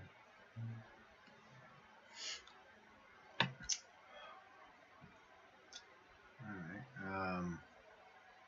But now everything hinges on Ezra Miller, and now he's fucked everything up. And so like now it's like who knows what's gonna happen now. Yeah, it's yeah. Yeah. Warner Brothers or DC or both, like they bet on the wrong pony on this one. Yeah, So yeah, we'll just have to see what happens. Um, they should have leaned on Zack Snyder, Henry Cavill, um, and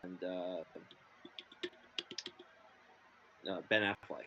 I mean mhm, those are the guys you lean on, and you make something. Jared Leto too. You really should have leaned on that guy too.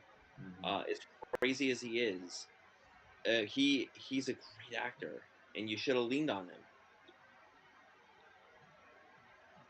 because his portrayal of the Joker should have been just as intriguing as Heath Ledger's was. Right. Yeah, and yeah, to your point, you can't really fault an actor for like the direction that they're given. Um, and and maybe like the set was more like authoritarian as opposed to collaborative. Um, but yeah, I mean, we'll never know now. So I guess yeah, we just have to keep an eye out on the DCEU. But and hope and pray that they're able to pull out something. I mean, given the given the schedule of movies that they're planning on putting out, I don't know. Like, does anyone really care about Black Adam? Um, Fuck no, I don't or care about the movie. yeah, or like, or Okay, even the like well, I don't know, or the sequel to Shazam. I watched up to like all the movies up to like Justice League, and honestly like I don't want to watch any of the rest of them. I just I'm over it because I feel like everything is just ruined. Right? Yeah, yeah, definitely. And like, it's no fun being jerked around. So yeah, we'll just have to wait and see what this what Warner Brothers does, what DC does. Yeah, your initial statement was correct. The DCU is cursed. It's cursed. Yeah, I don't know why. It Uh, had all the potential in the world, but it's cursed. it's like it's not like they cast wrong in a lot of ways. A lot of like who they cast is like Gal Gadot as Wonder Woman is great. I'm she's she's great. Uh, Ben Affleck is Batman. I thought that was a good casting. Henry Cavill looks like freaking Superman. He's really great. Hell, even in that movie, like you had Russell Crowe as Jor-El. That was a great casting role. I like that casting as well. Um, J- Jesse Eisenberg as Lex Luthor though was so awful. Oh, that it Yeah, just because they're yeah, I know, because I know what they're trying to do. They're trying to do I can like that think of five whole actors. They're trying to do that whole Mark Zuckerberg thing, Yeah, but I can think of five actors that would have been way better than him. I mean, yeah, it just came off as too much like Schumacher's Joker. I mean, Riddler. Yeah. Uh, but, yeah, I mean, it is what it is now, and there's nothing we can do about it. Oh, So. even Jason Momoa as Aquaman. I was like, oh, you know what? Yeah, he does look like Aquaman. He looks good. Well, I like like he it. looks like the updated what was it? I think not New 52, but The animated series version of well, Aquaman. but that was also inspired by a redesign of the character in like the late 90s, early 2000s, Yeah, where he's not the they super. went more like they went like more Conan with Aquaman and like gave him the hook hand. I'm all for it. I love Aquaman. That makes Aquaman cool. You know That's a pretty badass Aquaman. the Super Friends version of Aquaman is fucking gay and everyone hates it. Uh, Yeah, But that's all we'll you got see. to say Again, about we'll just have to wait and see what the final decision is on that. that. Yeah. And we'll. I mean, if you guys want, we'll comment on it. Yeah, But that's we'll probably get to that all at some point. Like I know there's yeah, we'll see how it all works out. But I'll probably end up watching the movies. It's just so frustrating because I love the DC. I love DC so much. I like their characters. I think the stories. I like Marvel, but I think the DC stories are better. I like the characters more. Um, yeah, and they're classic it characters. Yeah, like I said, I when I went to go watch the Batman with Robert Pattinson, I am all for that. That movie was great. Um, it's not as good as the Nolan Batman trilogy, but it's pretty damn good. It's like right next to that.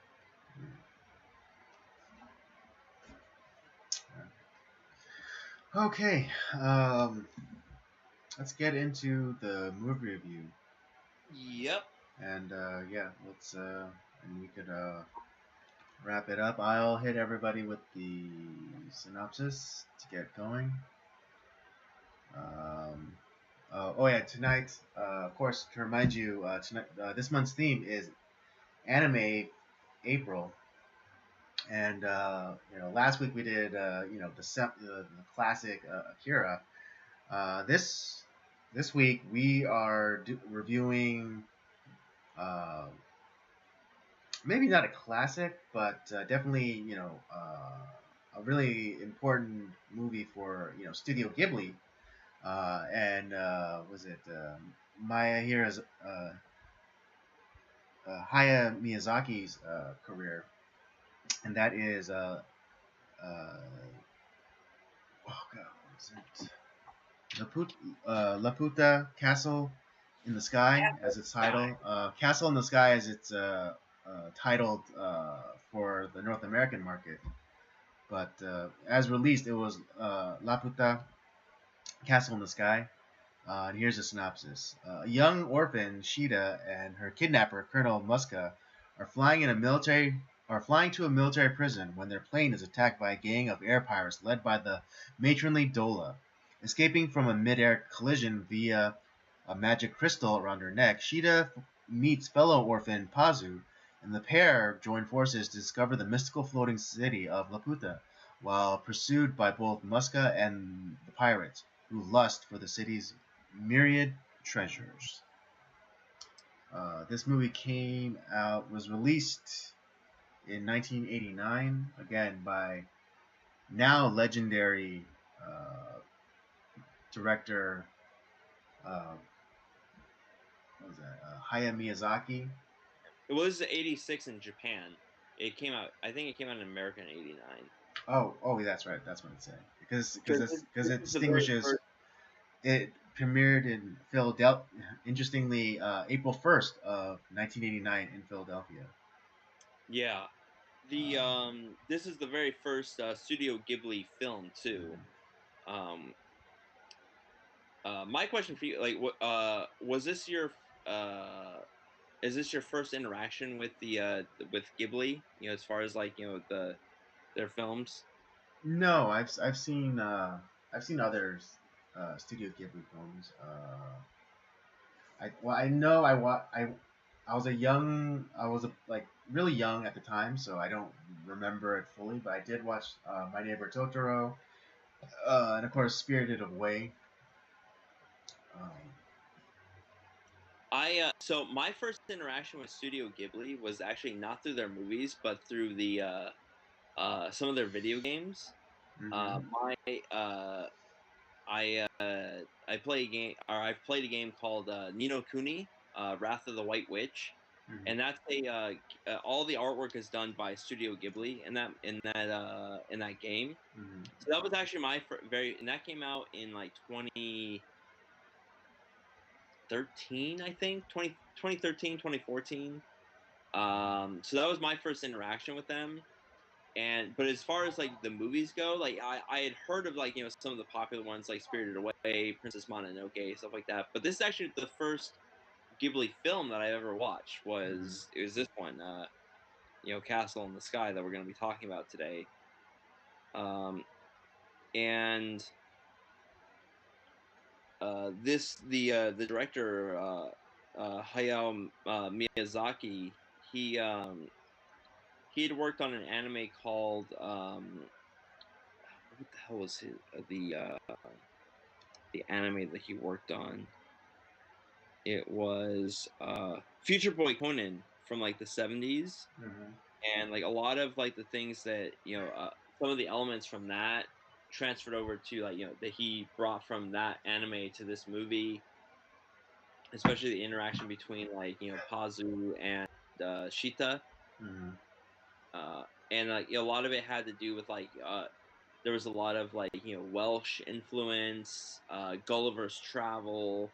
Right. Yeah, uh they mentioned that in the movie.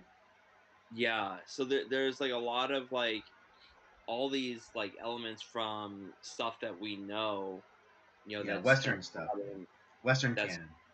Yeah, that's brought in into this movie, which is honestly, this is we talked about how beautiful Akira looked, how well it was drawn and designed. hmm This movie is also just absolutely beautiful.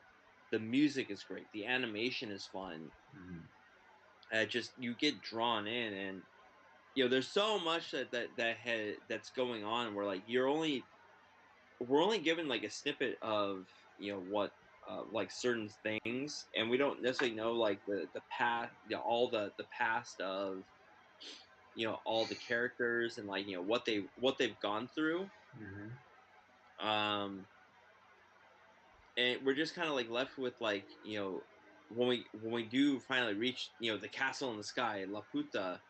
It's it's their ruins. It's not like a thriving city or whatever, and Right. we don't ever really find out what exactly happened to that, to the people there. What happened?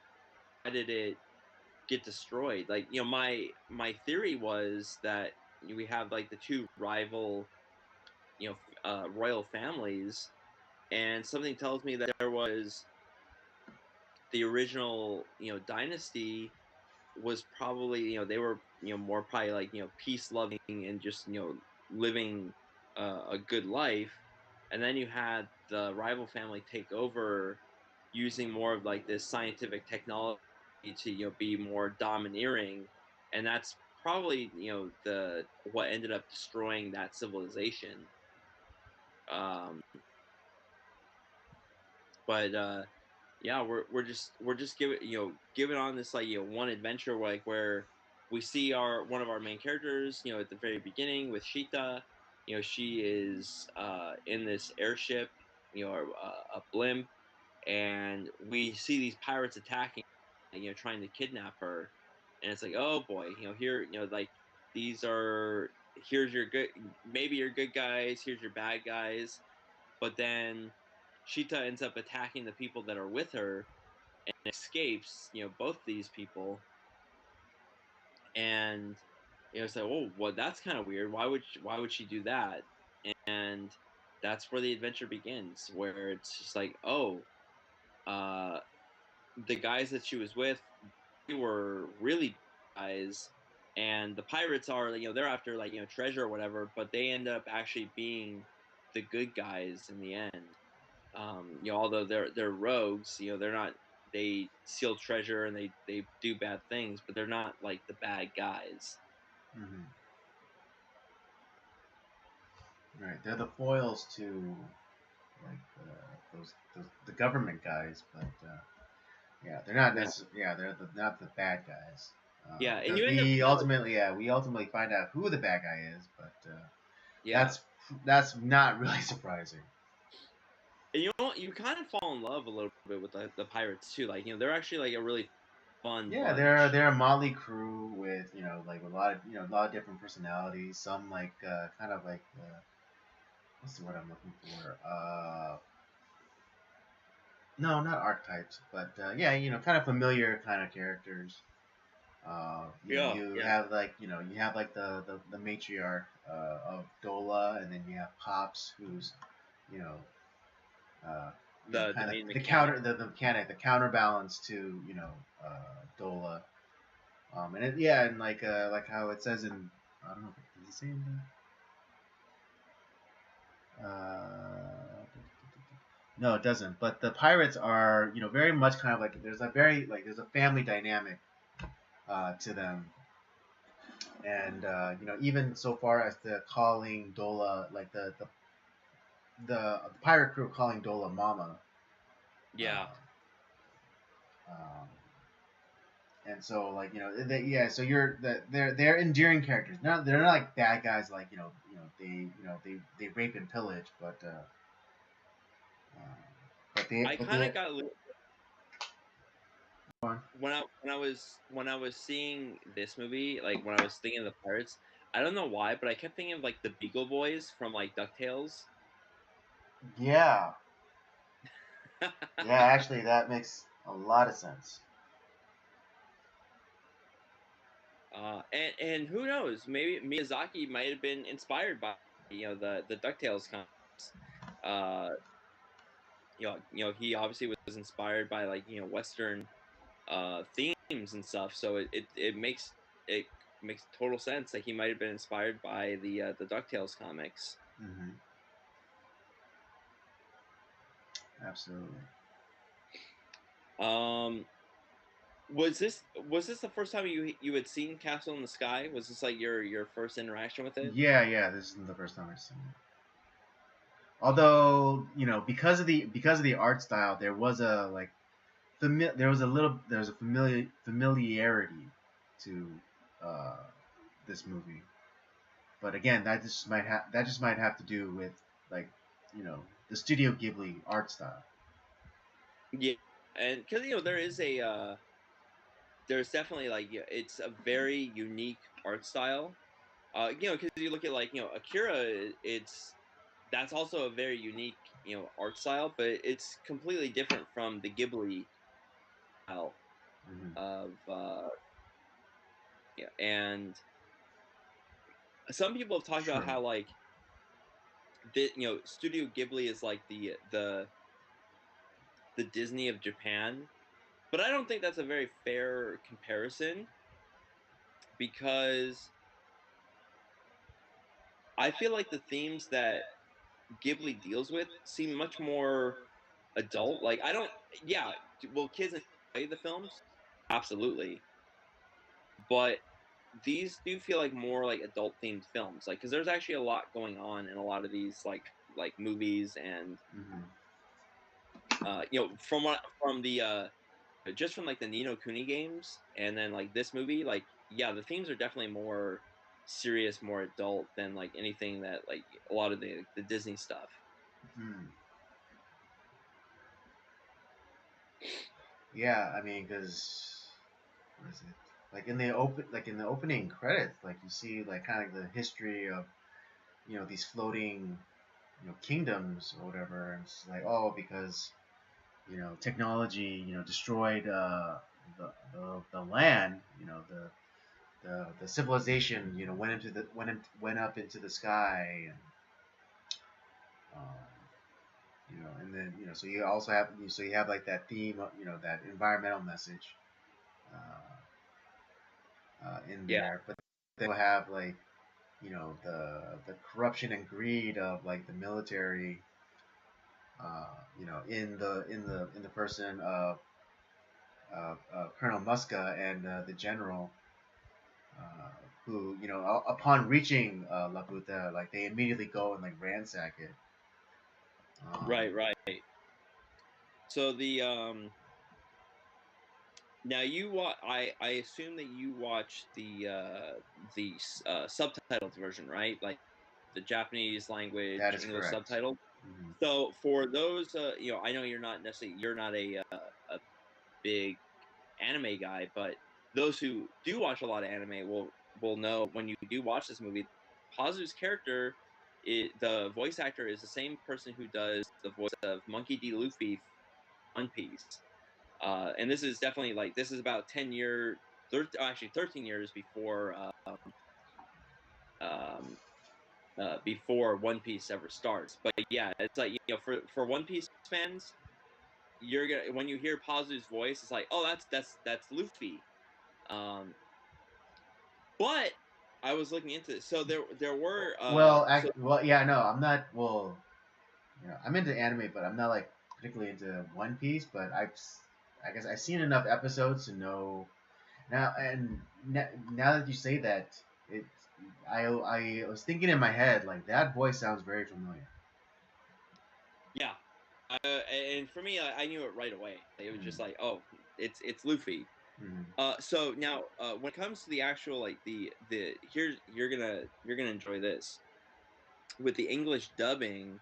So there was a whole different like voice cast group that did it back in 1989, Mm. which I actually don't know if we'd even be able to find a copy of that. Just and it's probably not that good. But I'm almost willing to give the new English dubbing a crack just because I'm like the looking at the cast list for the voice actors of the re English dubbed version. Mm. You have Pazu is voiced by James Vanderbeek. Um, Shita is voiced by Anna Paquin. Captain Dola is done by Cloris Leachman. Colonel Muska is by Mark Hamill. Let's see if it. Oh my God, there is another character that's voiced by Andy Dick. Jesus Christ. Another character that's done by Mandy Patinkin. Uh, Mm. you'll remember him Yeah, from that's Princess Inigo Bride. Montoya. Yeah. Yeah, or if you watch what's that Showtime show with Claire Danes? Oh, yeah. Oh God, I used to watch it. Yeah, but Yeah, so they have him. But yeah, so you have a lot of these big name voice actors like Mark Hamill alone. I'm like, I'm almost willing to try just because like that might not be terrible. I think I do have that copy because when I was like looking for it, yeah, I think because I when I look into like when I look in the audio section, there is a section that says Disney. That's the one with like all the voice actors they just named. That's the Disney version. Hmm. That like where they did the English voice uh dubbing. Hmm. But yeah, the original English voice dubbing, I don't even know like where you would even be able to find that per Hmm. se, and I don't even know if it's that good. Mm-hmm. I'm willing to bet that it's garbage. But like I said, this new English voice acting cast, I'm willing to give it a listen. Yeah, that might be worth a rewatch. Yeah, it's and because normally I'm like uh Yeah, subs English over subtitles dub. with the original language. That's the best way to watch it. Yeah, subs English over dub. dubs. Yep, yep. Me too, but yeah, but what you just mentioned, the voice cast might be worth it. And like I said, I'm a big Mark Hamill fan. Like I think his portrayal of the Joker is so Mm. freaking good. Yeah, Um, I mean, yeah, every time I see a comic with the Joker, I just immediately stick his voice in there. It doesn't yeah, even matter. It doesn't even matter like the art style. I just like I see the Joker and I just Mark Hamill. stick in It's like Mark that. Hamill. Yeah, Just like how like every Batman now, like what doesn't matter what era, what style, like Conroy. Kevin Conroy, that's Batman's voice, always and forever. But yeah, this movie was really entertaining. I particularly, I enjoyed the bravery of or the gallantry, as Colonel Musk called, complimented Pazu. I enjoyed the shenanigans of the pirates. Um, I enjoyed the reveal of how Colonel Muska is actually also a descendant from the people of Laputa, Yeah, along with Sheeta, of course. Um,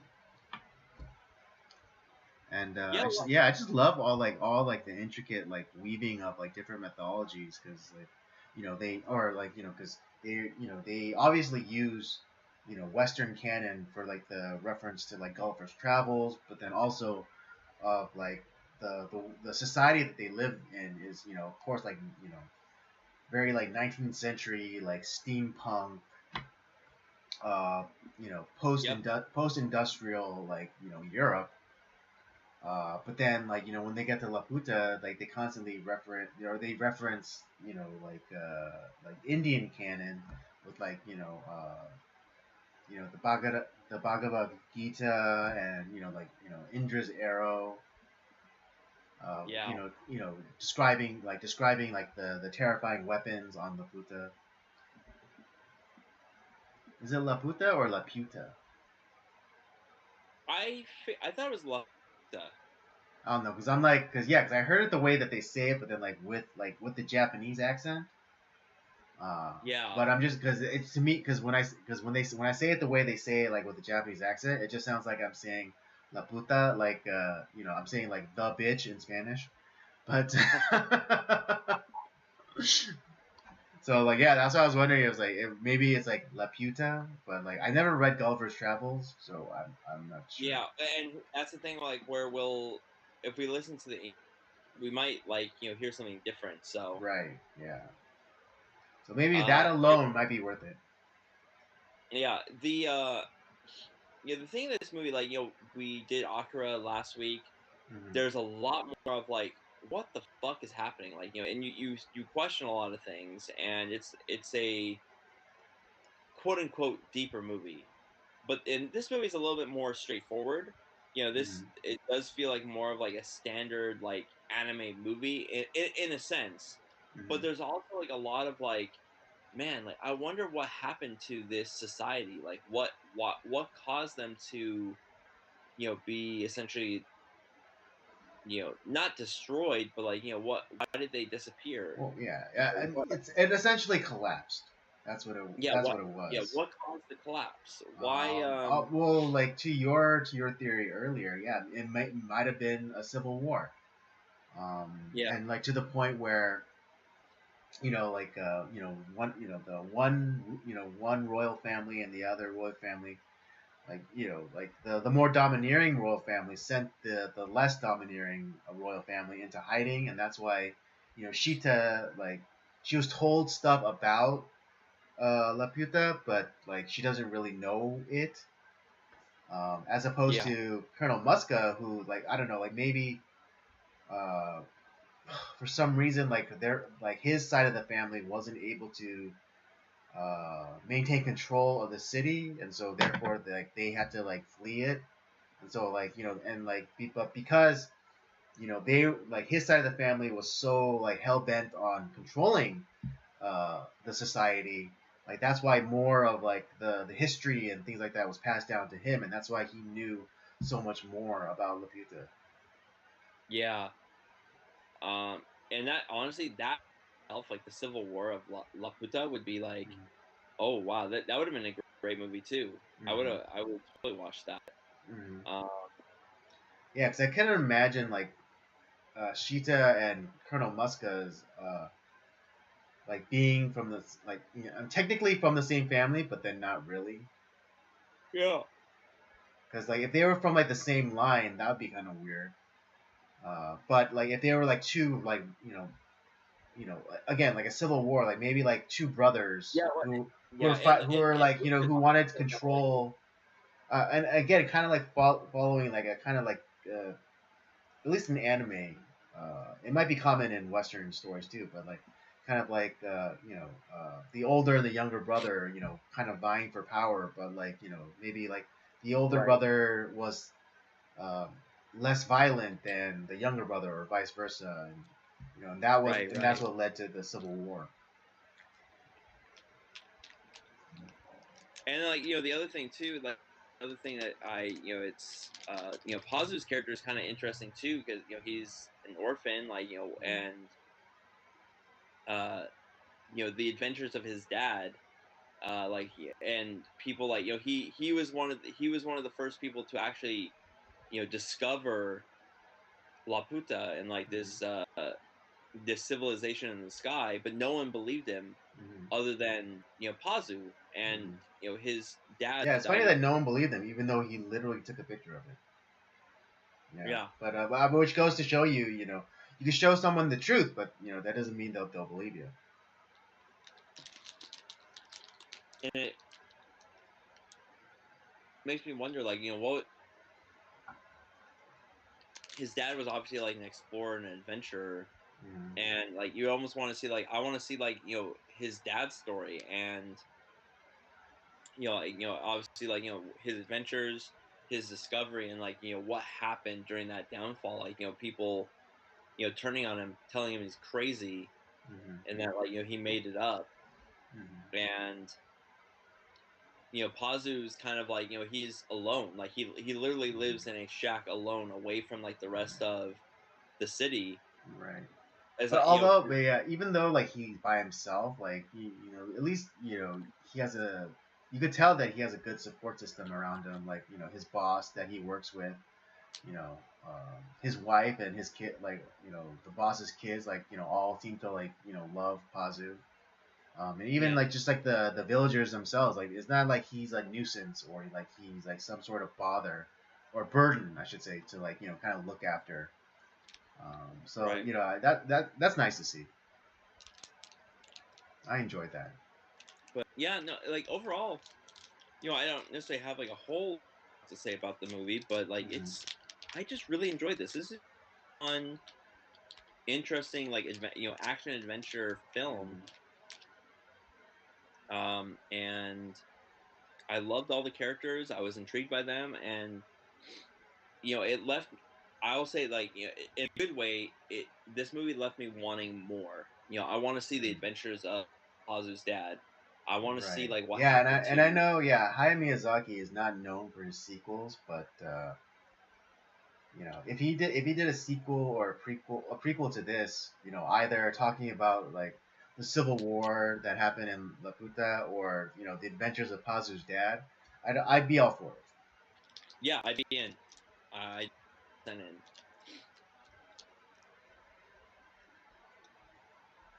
Is there anything else you have to say about Castle in the Sky? No, nothing to add further. Uh, yeah, Did I you mean, enjoy it? yeah, I enjoyed it. I really did. I mean, given like the heavy and arguably grotesque nature of last week's movie Akira, this one was This was a was bit. a nice This is a reprieve from yeah. that. This is That's a for nice sure. palate cleanser. This is a nice, wholesome, like fun film. Yeah, exactly. Yeah, Yeah, Akira was it's kind of fucked up.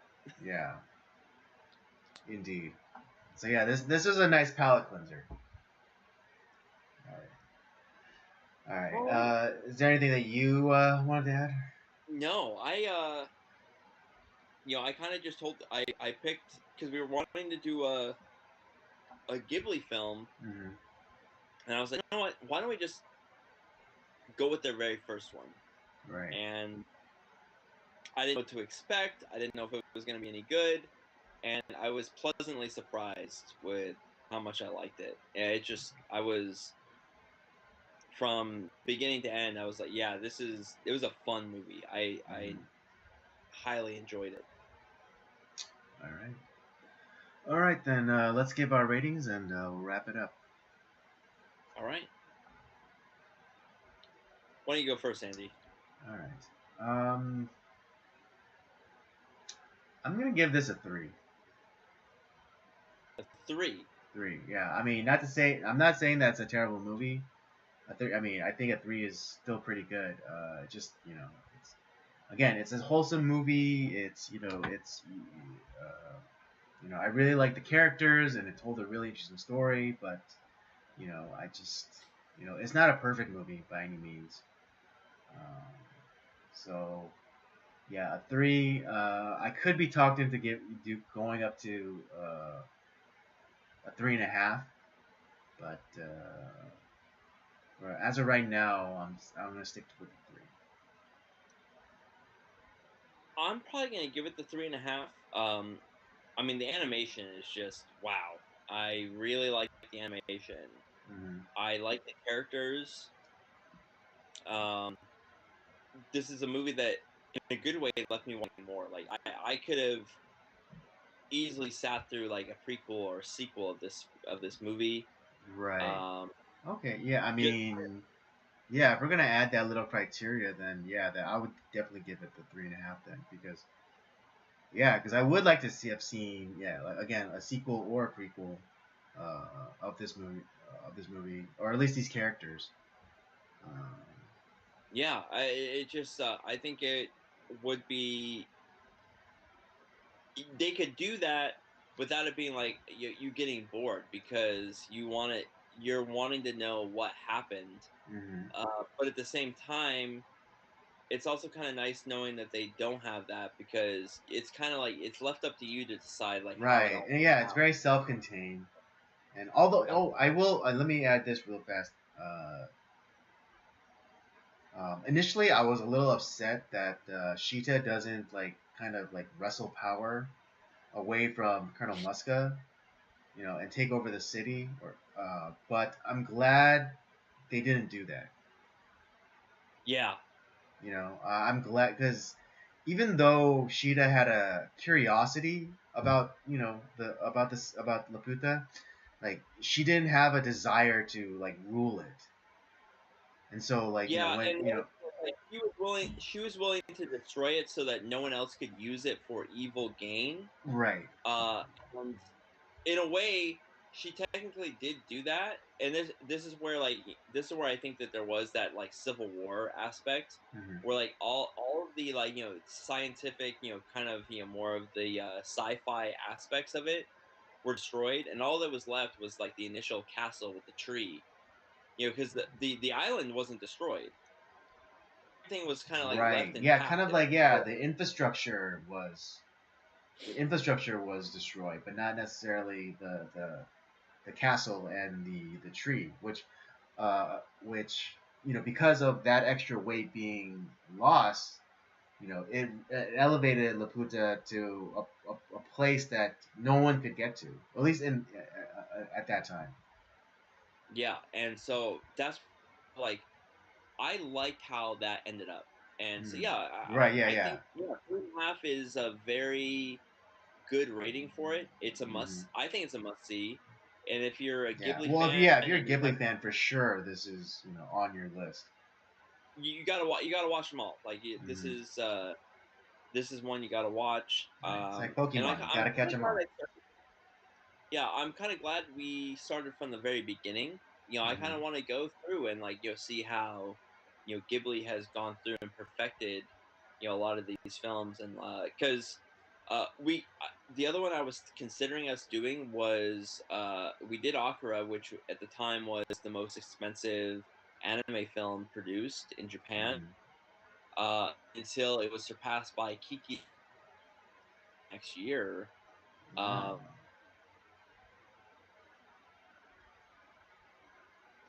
Yeah. I think. off with Ghibli.